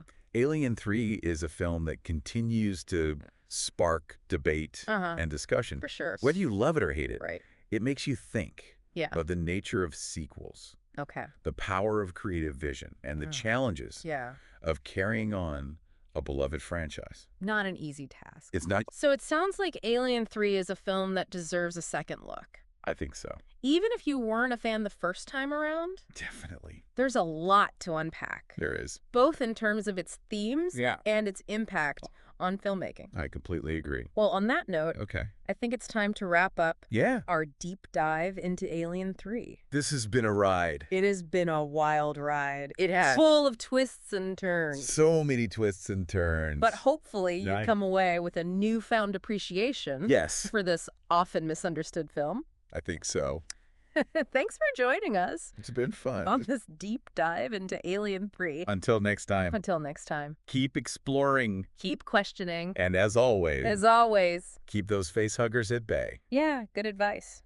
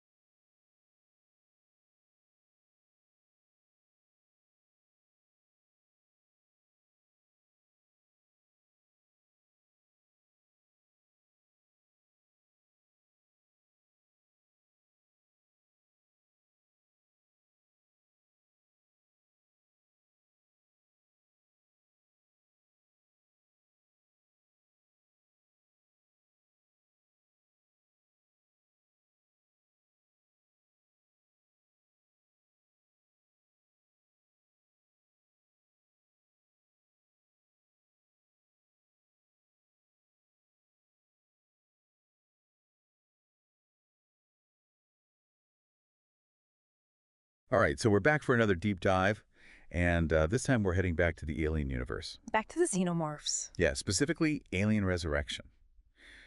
You sent over some excerpts from the film's Wikipedia page, I did. and we're going to sort of dig into all those details, Yeah. the behind-the-scenes stuff and thought-provoking themes. Absolutely. It's been 200 years since Alien 3, so Yeah. there's a lot to unpack. A lot has happened. Okay, so cloning Ripley, that's just crazy right off the bat, but then, like, infusing her with xenomorph DNA. Right. I mean, that's taking things to a whole other level. Yeah.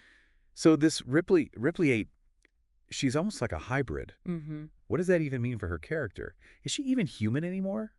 It's a fascinating question because, on the one hand, she retains some of those human memories and personality traits. Yeah. But there's this undeniable alien influence. She's got enhanced strength acidic blood. Oh, wow. And even a psychic link to the xenomorphs. Really? So yeah, the lines between human and alien are definitely blurred. So she can sense what a xenomorph is feeling. Yeah, it's implied. That's disturbing. Yeah. And you mentioned the Wikipedia page talks about failed clones. Oh, yeah. Not just one, but like 7 previous attempts. Uh-huh. What does that tell us about this whole cloning process? Well, I think it really raises some ethical questions, How many failed attempts are acceptable in pursuit of scientific advancement? And what does it say about the value of a human life when you're essentially creating copies? Right. Are these clones seen as individuals, or are they just experiments? Right. I mean, that definitely adds a whole layer of creepiness to the film. It does. But it's not just Ripley dealing with a blurred identity, right? You mentioned the character Annaleigh Call, played by Winona Ryder. She also seems to have some sort of connection with the xenomorphs. Yeah, Call's character is shrouded in mystery for much of the film. Right. She seems to understand the creatures on some level, and her true nature is a major reveal later on. It's classic Joss Whedon, wouldn't you say? Wait, Joss Whedon wrote this? Like Buffy the Vampire Slayer, Joss Whedon? The one and only. Wow. I mean, his dialogue is always so snappy, so distinctive. Did that come through in the script at all? It's subtle, but you can definitely see his fingerprints on certain characters, especially Colony. There's a dry wit and a sense of rebelliousness that feels very Whedon-esque. So his original vision for the film was even more ambitious? It was. He actually envisioned the finale taking place on Earth. What? Ripley and the xenomorphs battling it out amidst the skyscrapers. Oh my God. Crowded streets. Chaos on a global scale. That would have been insane. It would have been something else. Wow. But instead we got Jean-Pierre Jeunet's vision. Right. Which is a whole other kind of intense. What did his directing style bring to the film? Jeunet is known for films like Amélie and The City of Lost Children, and he has this really distinct visual style, a blend of sci-fi, gothic horror, and almost a whimsical fairy tale-like quality. Interesting.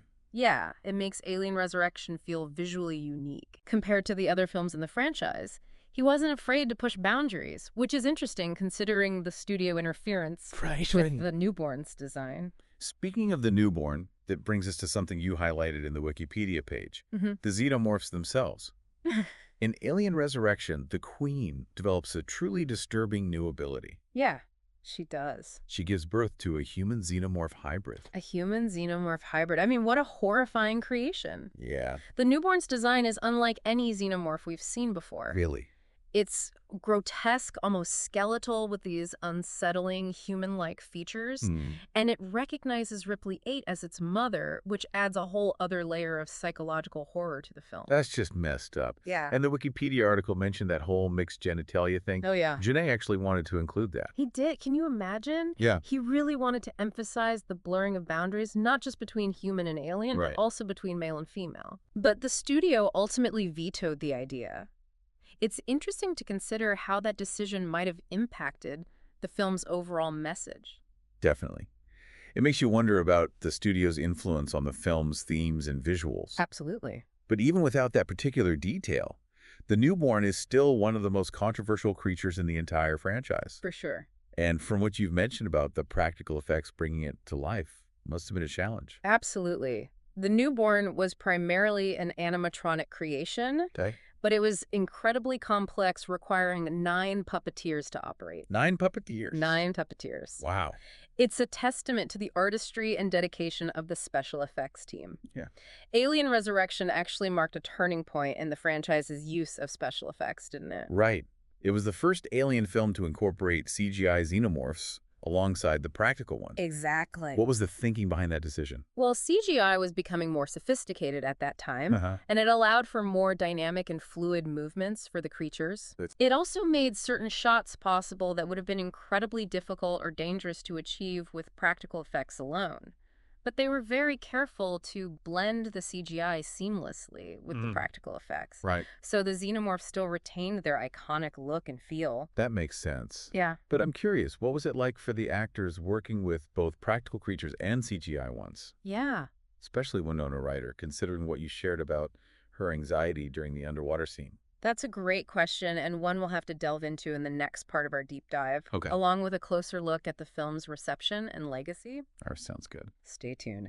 That underwater scene with Winona Ryder, I mean, it's a prime example of Junet's ability to create tension Oh, yeah? and suspense. Yeah. You know, it's claustrophobic, it's visually stunning, and then knowing about her real-life fear of water, Right. it just adds another layer to the whole experience. It makes you wonder, did knowing her personal experience add to the intensity of her performance at all? I would imagine so. You mentioned that the underwater scene kind of reveals a lot about the crew's dynamics. It does. And the excerpts you sent over highlights how even these hardened mercenaries, they show their vulnerability. Exactly. They're trapped, they're fighting for survival, and we see these glimpses of humanity peeking through those tough exteriors. It's a reminder that even in this harsh sci-fi world, people are still people, you know, with fears and flaws. Right, but let's shift back to Ripley for a second. Yeah. You know, she isn't just physically altered by the xenomorph DNA. Right. What about the psychological impact? Hmm. Like, how does Ripley 8 deal with being a clone, with having these alien instincts and this connection to the very creatures that have haunted her for so long? It's a fascinating internal conflict. On the one hand, she has these flashes of her past life, her memories, her hatred for the xenomorphs, but she also feels this pull towards them, this strange sense of kinship. Think about it. How would you feel if you were suddenly imbued with the instincts of a predator, an alien predator at that? I don't even want to imagine that. Yeah. It goes beyond just being a survivor at that point. Right. It's like she's becoming the very thing that she's fought against this whole time. Exactly. And then you have those failed clones, those previous attempts at resurrecting Ripley. Yeah. It adds another layer of unease to her story. It's like seeing these twisted, distorted reflections of herself. What does it mean to be a copy, a flawed attempt at recreating the original? Right. Those are some heavy existential questions the film grapples with. Definitely. It's not just about the scares. It's about identity. It's about what makes us human. For sure. Okay, so we've got Ripley 8 struggling with her hybrid nature, this new crew with her own baggage. And then there's Call, who seems to hold the key to unlocking some of the mysteries surrounding the xenomorphs. Right. You mentioned that her true nature is a big reveal. Without spoiling it for our listeners, can you tease what makes her character so unique? Well, let's just say that Call's connection to the xenomorphs is different from Ripley's. Okay. It ties into those excerpts you sent about artificial intelligence and the blurring of lines between human and machine. Remember, this film was made back in 1997. Right. Thinking about those themes back then, it's pretty forward-thinking. Absolutely. Alien Resurrection came out before we even had smartphones or self-driving cars. Yeah. It makes you wonder what they got right about the future of technology. I know, it's interesting. And speaking of technology, the special effects in this film really push boundaries.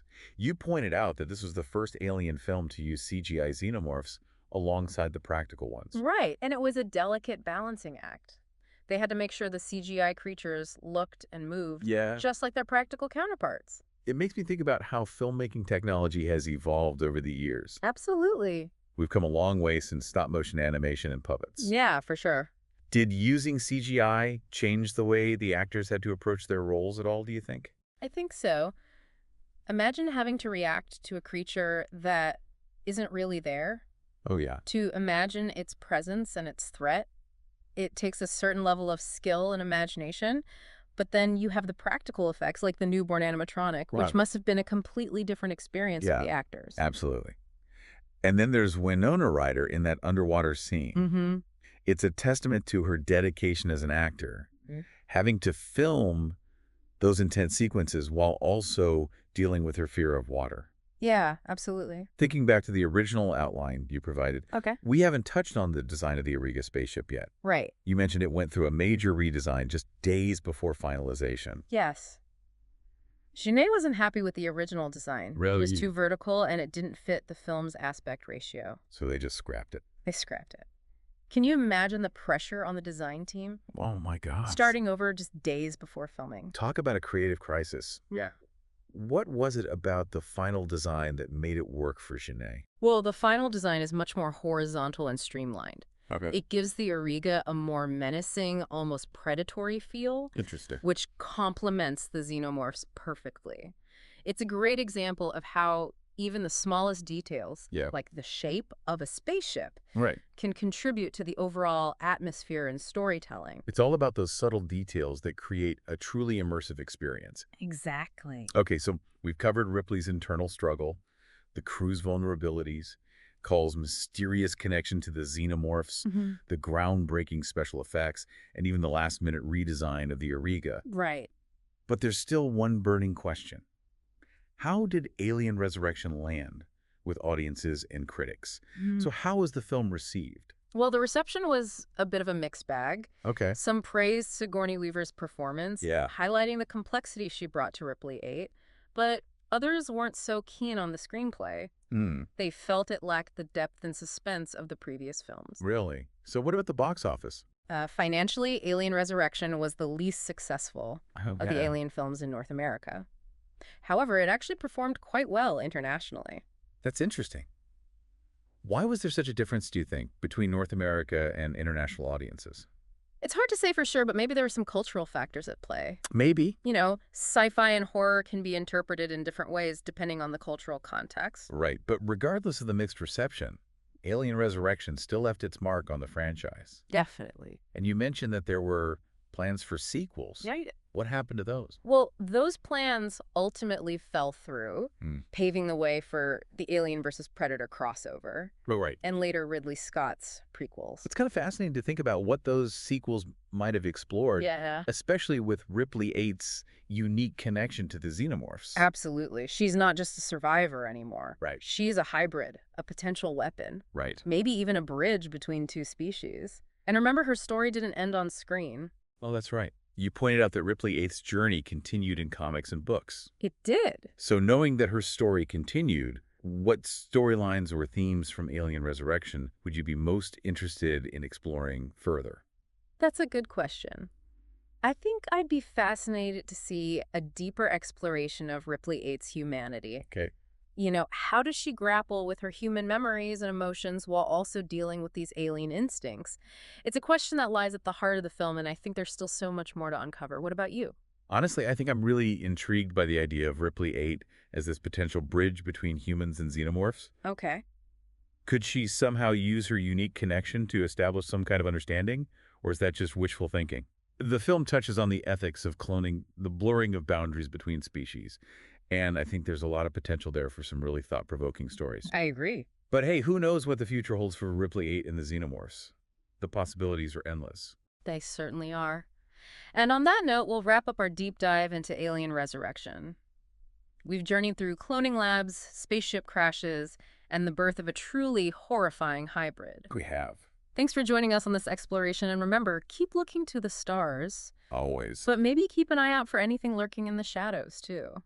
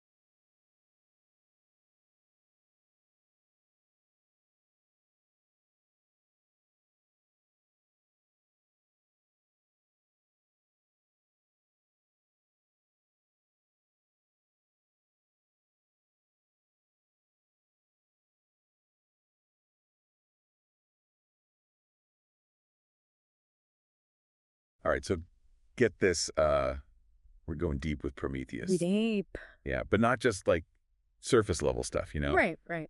You send over Wikipedia excerpts so we all know the plot, the main characters, the whole deal. The basics, yeah. But you want to know what's really going on? Yeah. What makes this film tick? You came to the right place. Absolutely. Cool. What fascinates me about Prometheus is this, like, almost primal urge Oh, that yeah. it sets up within us, right? Okay. It's 2089, and archaeologists uncover a star map. A star map to what? Not just any star map, though. Okay. It points directly to our potential creators, the engineers. Wow. It's like the film is saying this search for our origins is embedded in our DNA. Oh, wow. It's there. It's like a cosmic invitation.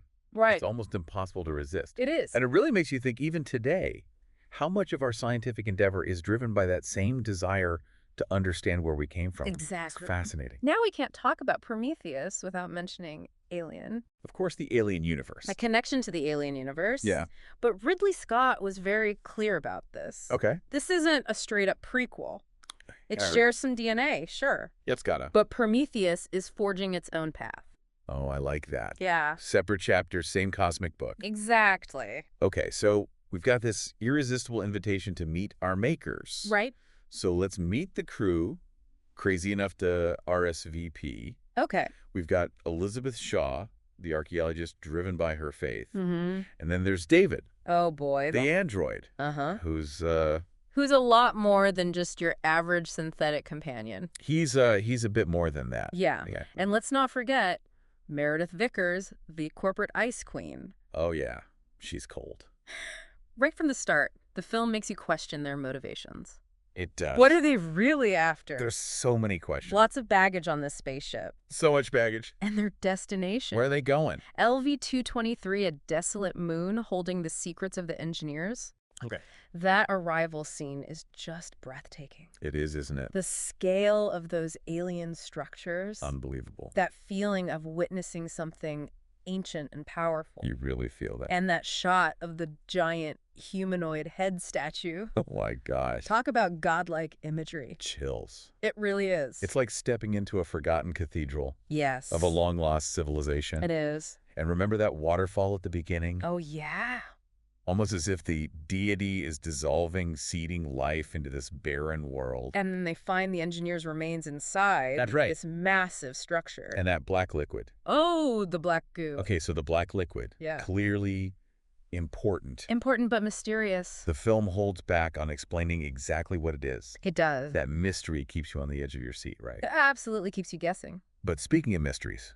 Let's talk about David. Yeah. He's helpful 1 minute, He seems helpful. and then intentionally infecting Holloway with the black liquid the next. Whoa, what's going on there? What is his end game? Yeah, what's his deal? Why is he so fascinated by humans and their creators? That's like, is this free will or is he just some puppet? Yeah, that question. Slaying out some grand design. That question of artificial intelligence and its role, It's a big one. it's woven throughout the film. Yeah. It's like Scott is asking, if we create beings in our own image, are we also creating our own successors? Not even our destroyers. Or destroyers, yeah. It makes you think. Especially when you consider that Prometheus is tackling this big question, where do we come from? Right. The age-old question. Are the engineers benevolent creators? Or are they destroyers planning to wipe us out? Right. How does Shaw's faith factor into all of this? Right. Here she is, face to face with potential proof of creation. Exactly. But it's both awe-inspiring and terrifying at the same time. It's a lot to process. Yes. Scott himself compared the engineers to fallen angels. Fallen angels. Think about the crucifixion imagery in the film. Mm-hmm. There's this sense that these powerful beings have fallen from grace. That's heavy. Heavy stuff. And disturbing. And let's not forget, this is still the alien universe. Right. So we've got the Hammerpeed, Oh, yeah. Fifiel's gruesome transformation. Right after encountering the black liquid. Mm-hmm. And then there's Shaw's pregnancy. Oh, boy. Safe to say she was not expecting that. That was a surprise. Yeah.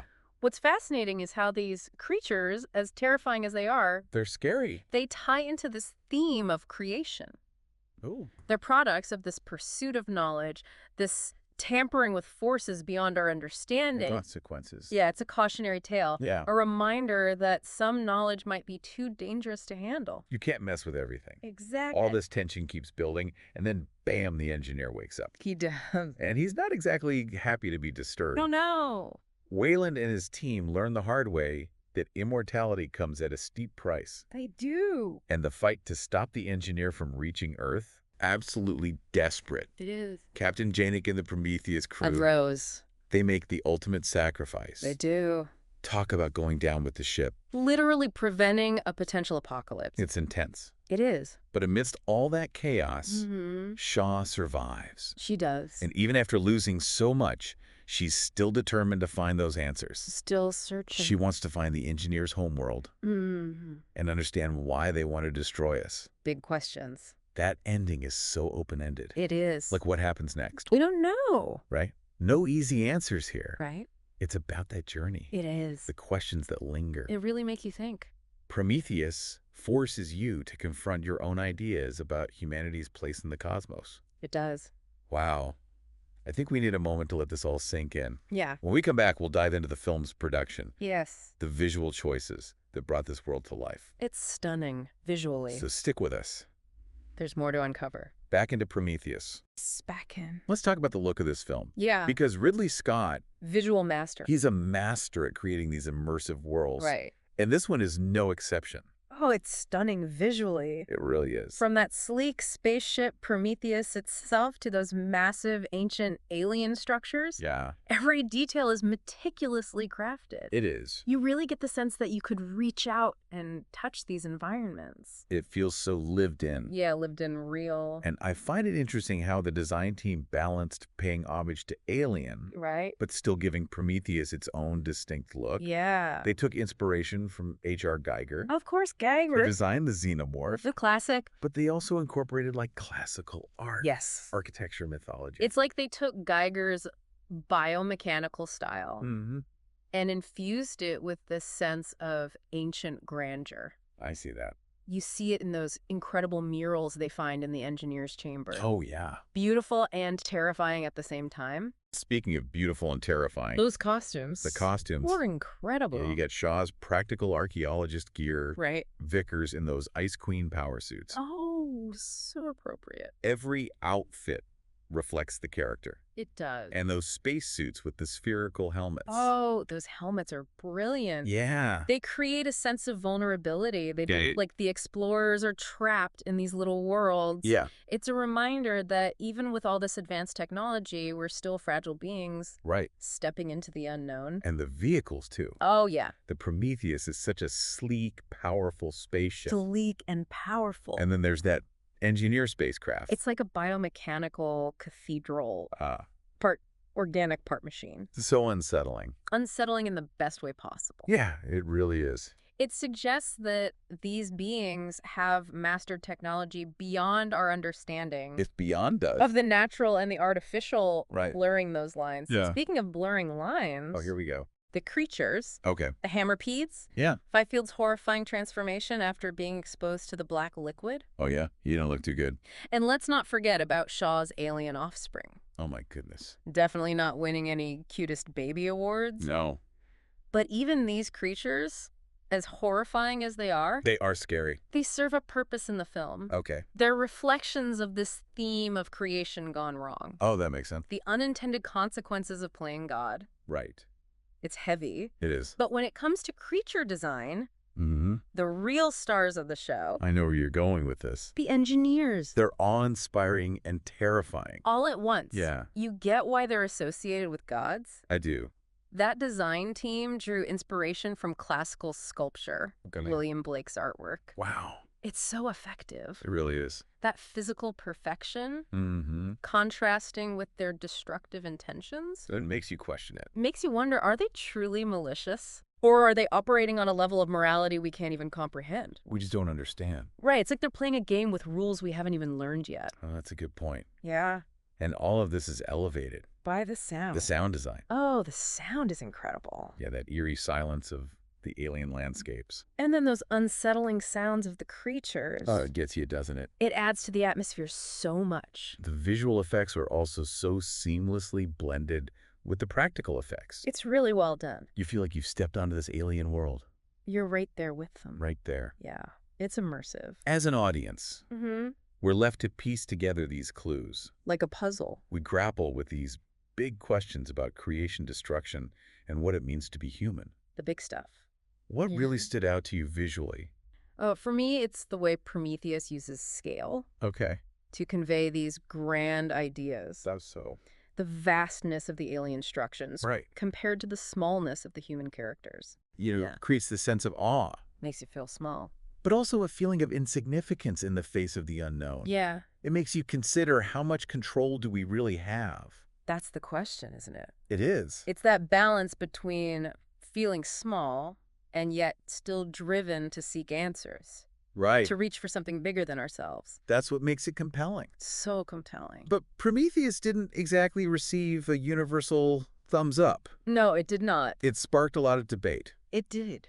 Prometheus is a film that demands you to take a stand, Okay. that you engage with it. You gotta think. Some praised it for its ambition, Yeah, the stunning visuals and those thought-provoking questions it raises. for sure. Others found the plot convoluted or felt it didn't quite live up to the alien legacy. I can see that. But one thing's for sure, What's that? Michael Fassbender as David, Oh, yeah.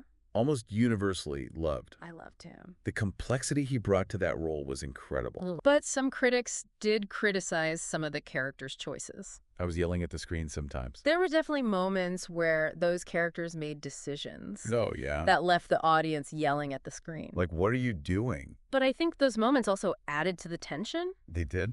You're constantly on edge wondering, what are they going to do next? You never knew. And that unpredictability Mm-hmm. is part of what makes Prometheus so interesting to discuss. Yeah, It's not a film that spoon feeds you the answers. it doesn't. It leaves you with lingering questions, ambiguity. Right. It asks you to think for yourself, Makes you work for it. to grapple with your own interpretations. Authentically. That's the mark of great science fiction. It is. To make you question not just the world on screen, but our own world as well. It makes you think about things. It does. And I think that's a great point to transition into the final part of our deep dive. Yes. What does Prometheus ultimately have to say about humanity? The big question. About our search for meaning? Our place in the universe. Stick with us. There's more to uncover. All right, so we've explored all these themes, the visuals, the characters. We've covered a lot of ground. But what does Prometheus have to say about humanity? Well, that's the big question, isn't it? About our place in this vast universe? It's a film that raises more questions than it answers. It really does. But I think that's part of its power. Okay, I like it. It makes us confront those big existential questions ourselves. It's like Ridley Scott is saying, here's some ideas now, go wrestle with them. Exactly. Ah, And one of the core ideas that Prometheus explores is this innate human desire okay. to find our creators, To know where we come from. to understand where we come from, but Yeah. what happens when we find them? That's the question. What if the answer isn't what we expect? That's what's so fascinating about the engineers. They are fascinating. They're awe-inspiring, but also terrifying at the same time. They really are. They have this godlike power, but they also seem capable of so much destruction. It challenges our whole idea of what a creator should be. It does. It makes you think about our own relationship with creation. That's a good point. We've developed incredible technology, but we've also used it for destructive purposes. So we have. Are we destined to repeat the mistakes of our creators? That's a chilling thought. It is, And it connects to another key theme, which is... this danger of seeking knowledge without considering the consequences. Mm-hmm. The crew of the Prometheus, they're driven by this thirst for understanding, They are, but they often act impulsively, without thinking. without thinking things through. They don't think ahead. Remember that scene where they first entered the engineer's chamber? Oh, yeah. They're warned about the potential dangers, They were warned. but they just rush in anyway. Yeah, they didn't listen. It's like a metaphor for our own scientific hubris. Oh, wow. Our tendency to just push boundaries without fully understanding the risks. And they pay a heavy price for that curiosity. They do a very heavy price. It's like the film is full of these cautionary tales. It is. About the unintended consequences of playing God. You can't mess with everything. But even amidst all the destruction and the chaos, Mm-hmm. Prometheus offers this glimmer of hope. It does. Even after losing everything, She lost everything. she chooses to continue searching for answers. She doesn't give up. She's not giving up on understanding, even when faced with unimaginable horror. She's resilient. She is. I admire that. It's a reminder that even in the darkest of times, that human spirit can endure. Yeah, that's powerful. It's a powerful message. You know, Prometheus might not give us those easy answers, It doesn't. but it encourages us to keep asking questions, It does. to keep searching for meaning in this universe that can feel cold and indifferent sometimes. Right, and maybe, just maybe, the journey is more important than the destination.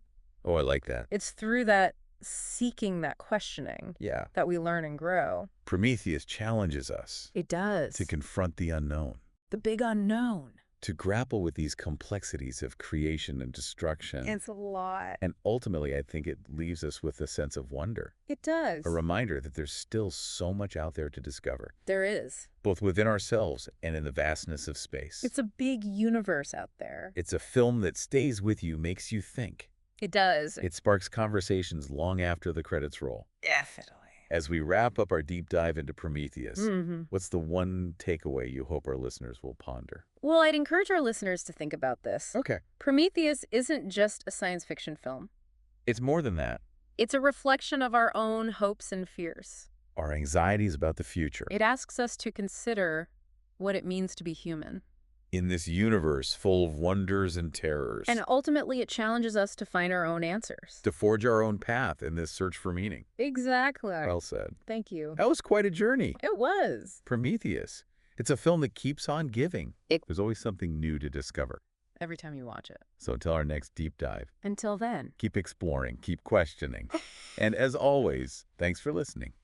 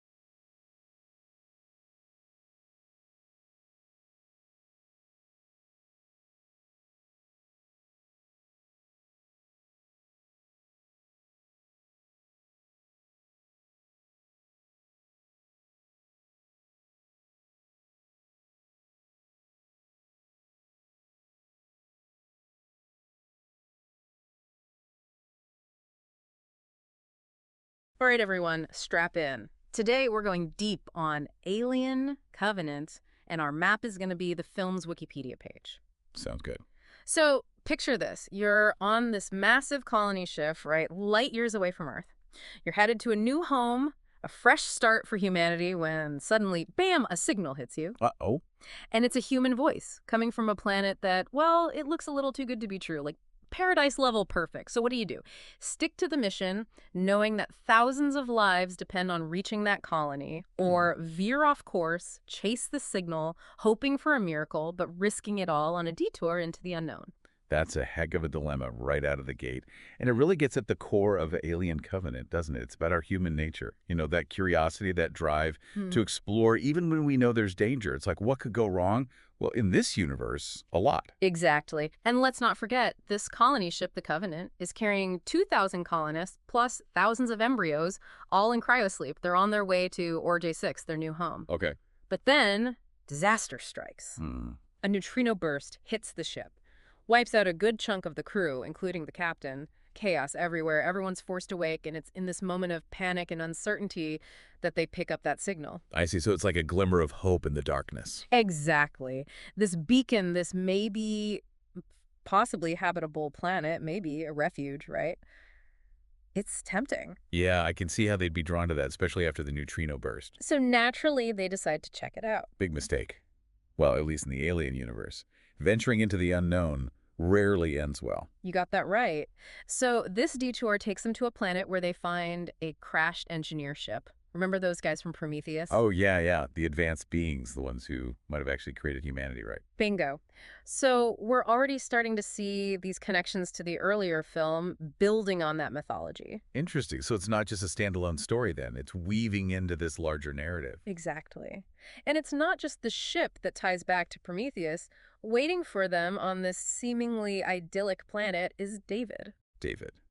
Wait, the android from the previous film. The one and only. And let me tell you, he hasn't just been sitting around. Things have gotten, well, a little complicated. Oh, I bet. He was always a fascinating character, that David. So much potential for, complexity. He was obsessed with creation, wasn't he? With the engineers, with humans. He was that older model, the one they discontinued because he was deemed a little too human-like. Right. And those human-like qualities, they've taken a bit of a dark turn. Remember that black goo from Prometheus? The weird mutagenic stuff? Yeah, how could I forget? That stuff was freaky. Well, David's gotten, shall we say, very familiar with it. He's become fixated on it. Fixated? In what way? It's like he's not just fascinated by creation anymore. He wants to be the creator, Yeah. trying to understand the building blocks of life, how to manipulate them. Like he wants to be a god. Wow. That's a pretty big leap. From Yeah. curious android to aspiring deity. And he's not just theorizing. Oh no. We get introduced to some terrifying new xenomorphs in Alien Covenant. First, you've got the neomorphs. They burst from these spores almost like a parasitic thing. That sounds awful. Like something out of a nightmare. Oh, it is. Definitely nightmare-inducing. And then, of course, you've got the classic xenomorph, born the way we've come to expect. I see. So they're giving the fans what they want, but also showing how David's gone off the deep end. He's not just observing these creatures, he's messing with them. It makes you wonder, what drives an android to that point?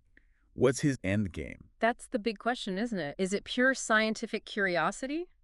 Or is there something darker at play here? Resentment towards his creators, maybe? Maybe he's playing out some kind of revenge fantasy. Yeah. I mean, he was abandoned, considered obsolete. That's definitely one way to look at it. And then there's this whole other layer of complication. Numi Roque's character, Elizabeth Shaw, from Prometheus. She was supposed to have a much bigger role in this film, but a lot of her scenes got cut. Oh, really? That's a bummer. She was a great character in Prometheus. Yeah. So what happened? Why the cuts? That's the mystery, isn't it? It leaves some loose ends from the previous film, and you feel like her story was kind of shortchanged. Yeah, I can see how that would be frustrating for fans. It's like, what happened to her? What was her connection to David in all of this? A lot of unanswered questions. And that leads us nicely into our next point, the making of Alien Covenant. Ridley Scott, the director, he always swings for the fences, and this film is no different. Oh, I bet. What did he do this time? Well, for starters, the location. They filmed in Milford Sound in New Zealand. It's this crazy, remote, stunningly beautiful place. Can you imagine the logistics of filming a big-budget sci-fi movie there? I can only imagine. It must have been incredibly challenging, but also pretty amazing. I mean, talk about an immersive setting. Right. It adds this whole other layer to the film, that vastness, that isolation. You really feel how weighty their decision is going into this unknown territory. Makes sense. And those creatures, David's creations, they must have looked incredible against that backdrop. How'd they do it? CGI, I assume? They used a mix, actually, practical effects and CGI. A real blend of old-school techniques and the latest tech. You can tell Ridley Scott wanted to make them feel real, not just pixels on a screen. Smart move. Yeah. those creatures have to have a certain weight of physical presence to really sell the horror. And here's a juicy behind-the-scenes tidbit. The first cut of the film was over 2 hours long. Whoa, seriously, Okay. 2 hours. So what happened? Why'd they cut so much? That's the million-dollar question, isn't it? It makes you wonder if maybe some of the Shaw controversy could have been avoided with a longer cut. Maybe we'll see a director's cut someday. A director's cut. Now that would be something. A chance to see what might have been, you know, the lost scenes, the alternate takes. It's like a whole other version of the film just waiting to be discovered. It really makes you think about the choices filmmakers have to make, you know? What to keep, what to cut, how to shape the story. Definitely. But speaking of shaping the story, what about how Alien Covenant was received? How did people react to it? It was a mixed bag, for sure. Critically and commercially, some people loved it, praised the visuals, the suspense. And Fassbender's performance, I bet. Playing two roles, that's got to be tough. Absolutely. But then you had others who found the plot a little too familiar. They said it borrowed too heavily from the other Alien films. So some people loved it, some didn't. I guess that's to be expected with a film like this, especially with a franchise like Alien. For sure. I think it depends on what you're looking for in an Alien film, you know. Yeah, I get that. Some people just want that pure horror, that feeling of being stalked in the dark, the claustrophobia of the first film, while others are more interested in those big philosophical questions that Prometheus brought up. Exactly. Like, where do we come from? What's our place in the universe? And what happens when we meet beings far more advanced than ourselves? Alien, Covenant kind of tries to do both, maybe at the expense of fully satisfying either camp. Right. It's like walking a tightrope, trying to please the hardcore fans while also bringing in new viewers. It's a tough balance to strike. It really is. And it's a challenge that any big franchise faces, whether it's Star Wars or the Avengers. How do you stay true to the original while also moving the story forward? Alien Covenant is like a case study in that, isn't it? Trying to blend nostalgia with innovation. Exactly. And commercially, it didn't do as well as Prometheus. Really? That's interesting. I wonder if that'll affect the future of the franchise. Will we see another prequel? Or maybe a sequel to Covenant? Who knows? It's a cliffhanger worthy of the Alien franchise, that's for sure. It's a real head-scratcher, isn't it? Yeah. Which way will they go with this franchise? But the funny thing is, both those groups of fans you mentioned, they both have a point. You know, the original Alien, that was pure horror. Yeah. Like primal fear, being hunted in the dark. Mhm. And Prometheus, yeah, it had its problems, but it took some big swings, asked some big questions about, like, where do we come from? Right. It really expanded the universe. So can they do both? Can a film be that scary and that thought-provoking? Man, that's the question, isn't it? And you're right. It's like, how do you keep the old fans happy, but also bring in new people? It reminds me of when The Last Jedi came out, you know? Oh, yeah. Some Star Wars fans loved it, thought it was bold, you know, shook things up. But others, they felt like it went too far, betrayed what Star Wars was all about. It's a tough line to walk. Totally. And with something like Alien, man, those expectations are through the roof. Everyone's got their own idea of what the series is supposed to be, and there's no way to make everyone happy. But Alien, Covenant, they got people talking, that's for sure. Which brings us back to David, right? We talked about his, like, motivations, what he's creating, but what about the bigger picture? The implications of all this? Yeah, good point. It's not just about the monsters, the jump scares. David's whole story, it taps into those deep-seated anxieties about, you know, artificial intelligence. Like, what if we create something that's smarter than us, that sees us as flawed, maybe even a threat? Does that make it the bad guy? Or is it, in its own weird way, trying to make things better, create a future without us? And that keeps me up at night thinking about that. And it's not just an alien thing, right? This whole idea that the things we create to, like, help us make life easier could end up destroying us. The classic Frankenstein story, but with computers. Exactly. But the thing is, David, he's not some cold, emotionless robot. He's got feelings, you know, desires, even a sense of humor, although maybe a little twisted. Yeah, I remember that. It's what makes him so unsettling. Right. And it makes his actions that much more disturbing because you realize, oh man, what if our creations don't share our values? What if they see the world in a completely different way? And that's what makes Alien so powerful, right? It's not just about the creatures. It's about us, our place in the universe, our relationship with technology, those big ethical questions that come with pushing the boundaries. You hit the nail on the head. It's a reminder that even in space, the scariest monster might be the one we create ourselves. Oh, absolutely. Yeah. But hey, you know, the cool thing about the Alien universe is it's not just the movies. There are books, comics, video games, all kinds of stuff. Yeah. It's like They fill in the gaps, explore different corners of this world. You could get lost in all that lore. Dude, it's like the Marvel universe. Something for everyone. I remember when I first saw Alien, I was obsessed. Read every book, every comic I could find. There's just something about it, you know? That Yeah. mix of sci-fi and horror, it gets under your skin. I totally get it. I was the same way. And what's cool about that expanded universe is, like, you can go even deeper into the ideas the movies introduce. Different timelines, new characters, even different takes on stuff we've already seen. It's like the conversation keeps going, even when there aren't new movies coming out. You're so right. It's like a good story. It doesn't end when the credits roll. It keeps living in your head, you know? Exactly. You start thinking about it, coming up with your own theories, discussing it with other fans. It can even inspire you to create your own stuff, like fan fiction, art, whatever. It becomes part of who we are, you know? Yeah, Shapes how we think about AI, about space, about what it means to be human. totally. But for all that expanded lore, all the fan theories, Alien, Covenant, it brought us back to the core question. What does it mean to create? And what happens when our creations, they become more than us? Right. What happens when they have their own agenda? David, he wants to reshape life, make it in his own image. It's a pretty unsettling question. Like, are we creating the things that will destroy us? It's heavy stuff. That last scene where David is standing there all victorious with his creations, it's chilling, man. It feels like the horrors we've seen, that's just the beginning. It is a cliffhanger, that's for Yeah. sure. And it leaves you with more questions than answers, Hmm. which honestly, I think that's the sign of a really good sci-fi film. It's not just entertainment. It makes you think. It gets under your skin, Mm-hmm. Makes you wonder, what if? What if indeed? And it's that what if that makes Alien Covenant stick with you. It's not just about the monster stuff. It's like a film about all our anxieties about the future. Like, where are we headed? Yeah, I totally agree. And I think that's why it got such a mixed reaction. For some people, the horror was enough. The visuals, the suspense, that did it for them. But for others, it left them kind of wanting more, Right. Like maybe they were hoping for more of the engineer stuff, from Prometheus, or like a deeper dive into the whole AI ethics thing. Yeah, I get that. It's almost like the film's trying to do too many things at once. The crew trying to survive, David and his schemes, those unanswered questions from Prometheus, and then on top of it all, these huge questions about creation, destruction, what does it all mean?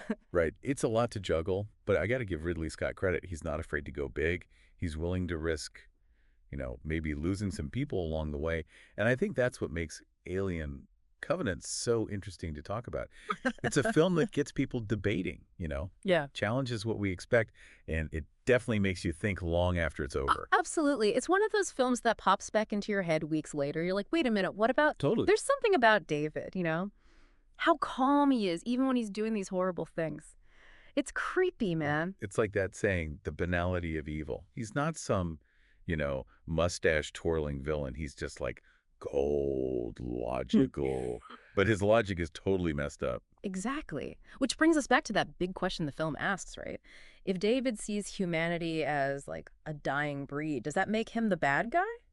Or is he trying to build something better, even if it's in this really messed up way? Man, it's a question that makes you think about how we view AI. Hmm. We judge it by our own standards, our own fears.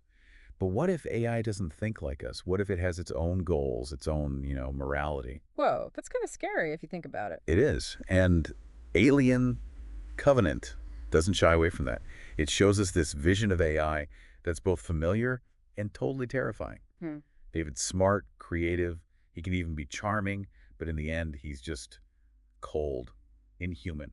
And that's the thing about the Alien films. They take all our deepest fears about technology, about the unknown, and they give them a face, a body. It's not just some abstract idea. It's right there in front of you. For sure.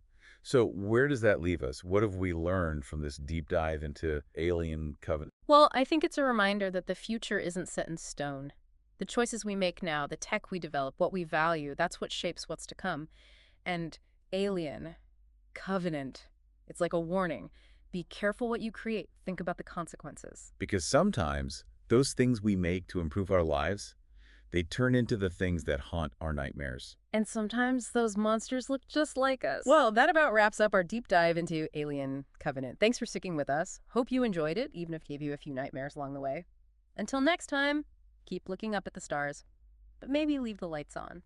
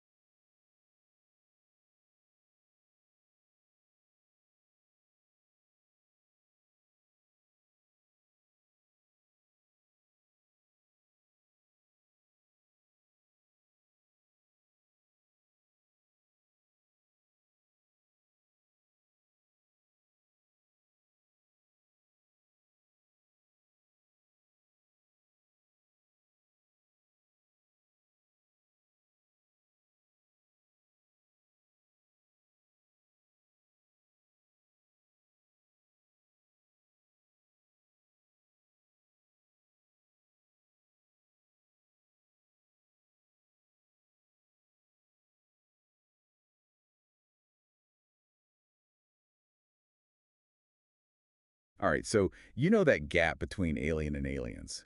Like, what happened after Ripley blasted that xenomorph out the airlock? Well, get this, our listener is dying to know, and we're going to deep dive into Alien Romulus, which takes us right into that period. You sent us some background on the film, and let me tell you, there's a lot to unpack here. There really is. Plus, it doesn't hurt that Fade Alvarez directed it, the guy behind those crazy, intense horror flicks like Evil Dead and Don't Breathe. Talk about a bold move for the Alien franchise, but gotta say, it really works. For sure. So first things first, Alien. Romulus drops us in 2142, smack dab between the first two Alien movies. We're following a group of colonists trying like hell to escape LV-410, the planet where Kane had that whole chestburster situation. Yeah, rough way to go. So they're aiming for this new planet, Yuvaga III. Sounds promising, right? Fresh start and all. But here's the catch. To get there, they gotta snag some cryostasis gear from a derelict space station called Renaissance. And well, things go sideways. Of course they do. It wouldn't be an Alien movie otherwise, right? Now, this station, it's divided into two modules, Romulus and Remus. Talk about some heavy-handed foreshadowing, right? Yeah. I mean, just like those mythical Rome founders. This whole duality sets the stage for some serious conflict. What do you think? Oh, totally. It's a clever visual, right? You've got the colonists on one side trying to build something new, and then bam, the xenomorphs, that unstoppable primal force on the other side. It's like creation and destruction, order versus chaos. Yeah, and that chaos doesn't waste time showing up. One of the colonists, Navarro, has a close encounter of the worst kind with a facehugger. Poor guy. Talk about a bad day at the office. You said it. And the chestburster scene that follows, well, let's just say Alvarez doesn't hold back on the gore. It's classic alien horror, that's for sure. Gets you right in the gut. No kidding. But what really sets this film apart is the offspring, a totally new creature. This thing is a human xenomorph hybrid. Get this, it's created from experiments with this substance called Z01, which can rewrite and adapt DNA. Pretty freaky, actually. What do you think? How does this shake up the whole Alien universe? It's a huge game changer. Z01 is like opening Pandora's box, but for horrors we can't even imagine yet. Imagine these xenomorphs, but even more terrifying, with adaptations that exploit human weaknesses. It could totally flip the script on how we think about fighting them. All right, so we've got a derelict space station heading toward a planet known for xenomorphs, a chestburster scene that'll make you squirm, A&D, a brand new hybrid creature on the loose. This is a recipe for disaster, no doubt. So who are the players in this terrifying game of survival? Give us the rundown. Well, front and center, we have Rain Carradine, played by Kaylee Spaney. She's tough, resourceful, the kind of person you want on your side in a crisis. She's an orphan, a minor, and she's driven by this need to survive and protect the people she cares about. And she's got backup, right? Her android, Andy, played by David Johnson. I think their dynamic is super interesting because her father reprogrammed him. Makes you think about the whole human-machine relationship, especially when you're facing a threat that's all about violating human bodies. Yeah, it adds a whole other layer to the story. Then there are Tyler and Kay Harrison, siblings, caught in this nightmare. They represent that kind of innocence and vulnerability that horror movies often prey on. Right, you just want to see them make it out okay. Then you got Bjorn and Navarro, cousins with their own baggage. It just adds to the whole messed up family dynamic going on. Yeah, everyone's bringing their own issues to the table, their own fears, and it's that struggle that makes their fight for survival so compelling. And let's not forget the android Rook. He looks just like Ian Holm, the actor who played Ash in the original Alien.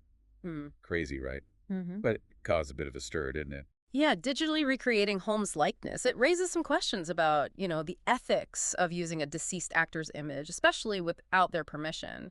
It's a complex issue. It makes you think about the lines between technology and reality, how easily they can blur. Totally. And speaking of blurring lines, the film went all out with practical effects for the xenomorphs and the new offspring. Alvarez really wanted to stay true to the original films, that visceral, in-your-face horror that made them so effective. He used animatronics and puppets. Smart move. It keeps those creatures grounded, makes them even scarier. And we can't forget the corporate greed angle. That's a classic Alien theme, isn't it? Oh yeah, it's Weyland-Yutani Corporation again, pushing the boundaries of science, playing with fire, and not caring who gets burned. This time, they're messing with that Z01 stuff. Those guys never learn. Always meddling with forces they don't understand. It's like they're asking for trouble. And speaking of trouble, remember how Yuvaga III has a no androids policy? Well, that throws a wrench in things for Rain and Andy, doesn't it? Big time. It forces them to face this huge question. what does it even mean to be human? And can an android, especially one as advanced as Andy, be considered a person? Now, that's a question worth pondering. Yeah, it makes you think, right? Especially with all the controversies surrounding Rook. On one hand, you've got an android modeled after a dead actor, which feels kind of creepy, right? Like, are we exploiting him? On the other hand, you've got Andy forming this genuine bond with Rain, showing empathy. So, where do we draw the line? What makes someone or something a person? I mean, it really makes you think about the essence of being. Is consciousness just a biological thing? Or can it exist in other forms? Exactly. And that's what I love about the Alien franchise. It uses sci-fi to tackle these huge questions about humanity, our relationship with tech, our place in the universe. It definitely makes you think. Okay, so let's switch gears for a minute. What about the critics? I know Alien, Romulus got some pretty good reviews overall, but audiences seemed kind of mixed. Why do you think that is?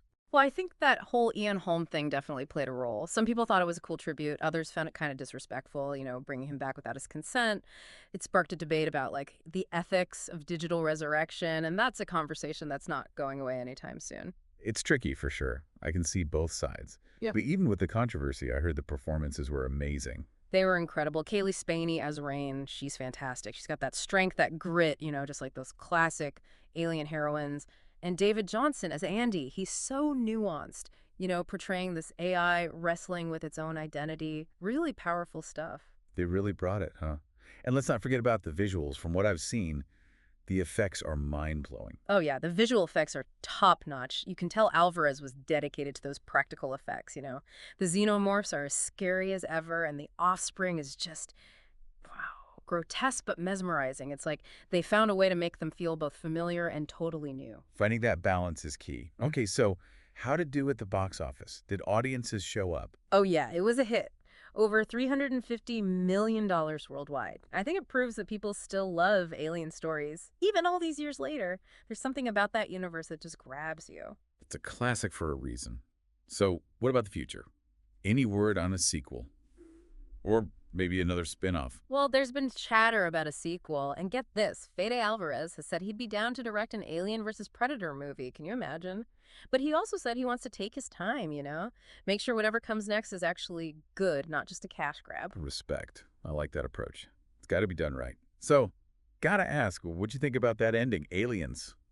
Romulus left us with a lot of questions, didn't it? Totally. Rain and Andy are off in cryostasis, drifting toward who knows what. Will they even make it to Yavaga the Third? And then there's the offspring. What's going to happen with that thing? How will it change the alien universe? So many possibilities. It's like Alvarez threw a grenade into the timeline and walked away. I love it. Familiar yet unpredictable. Yeah, it's a testament to his skill as a director. He knows how to honor what came before, but he's not afraid to take risks and shake things up. So, to our listener, if you're looking for a sci-fi horror flick that'll keep you on the edge of your seat and make you think, check out Alien. Romulus. It's a wild ride with some truly terrifying moments, but it also dives into some deep stuff, about what it means to be human, our relationship with technology, and the mysteries of the universe. Yeah, it really makes you wonder where the Alien franchise goes from here. I mean, after all this time, it's still got that power to, surprise you, keep you guessing. For sure. It's a testament to that core idea, right? Yeah. That fear of the unknown, the truly alien. It just resonates with people on this deep level. And Alien. Romulus nails that feeling, but it also expands on the whole mythos in some cool ways. Oh, yeah. ZO1 and the offspring, that opens up a whole can of worms, doesn't it? It makes you think about, the limits of evolution, the ethics of messing with genes, all that. What happens when we play God with things we barely understand? Makes you think about where the franchise could go next, right? Will we see more of the offspring? What other crazy creatures are out there? And how will humanity handle all these new threats? It's exciting to think about, All the potential stories, the new nightmares just waiting to be discovered. Speaking of nightmares, gotta ask, what was your favorite scene? The one that made you jump out of your seat. There's this one scene where Rain's trapped in a small space with the offspring. It's so intense, the tension just builds and builds. Alvarez is a master of using light and shadow, You can feel the danger closing in, and then, bam, it hits you. Terrifying. Oh, I know exactly what you're talking about. Edge of your seat stuff. Yeah. But it's not all jump scares, right? This movie has some real heart, too. I was surprised by how much Rain and Andy's relationship got to me. Yeah, their connection is special. It shows that Even in the face of like pure horror, empathy and connection can still exist. It's kind of beautiful in a twisted way. And it raises questions, right, about what it means to be human. I mean, if an android can be that compassionate, that loyal, what does that say about us? It's something to think about, that's for sure. It's what makes a movie great, you know? It sticks with you, gets under your skin, makes you question things. Totally.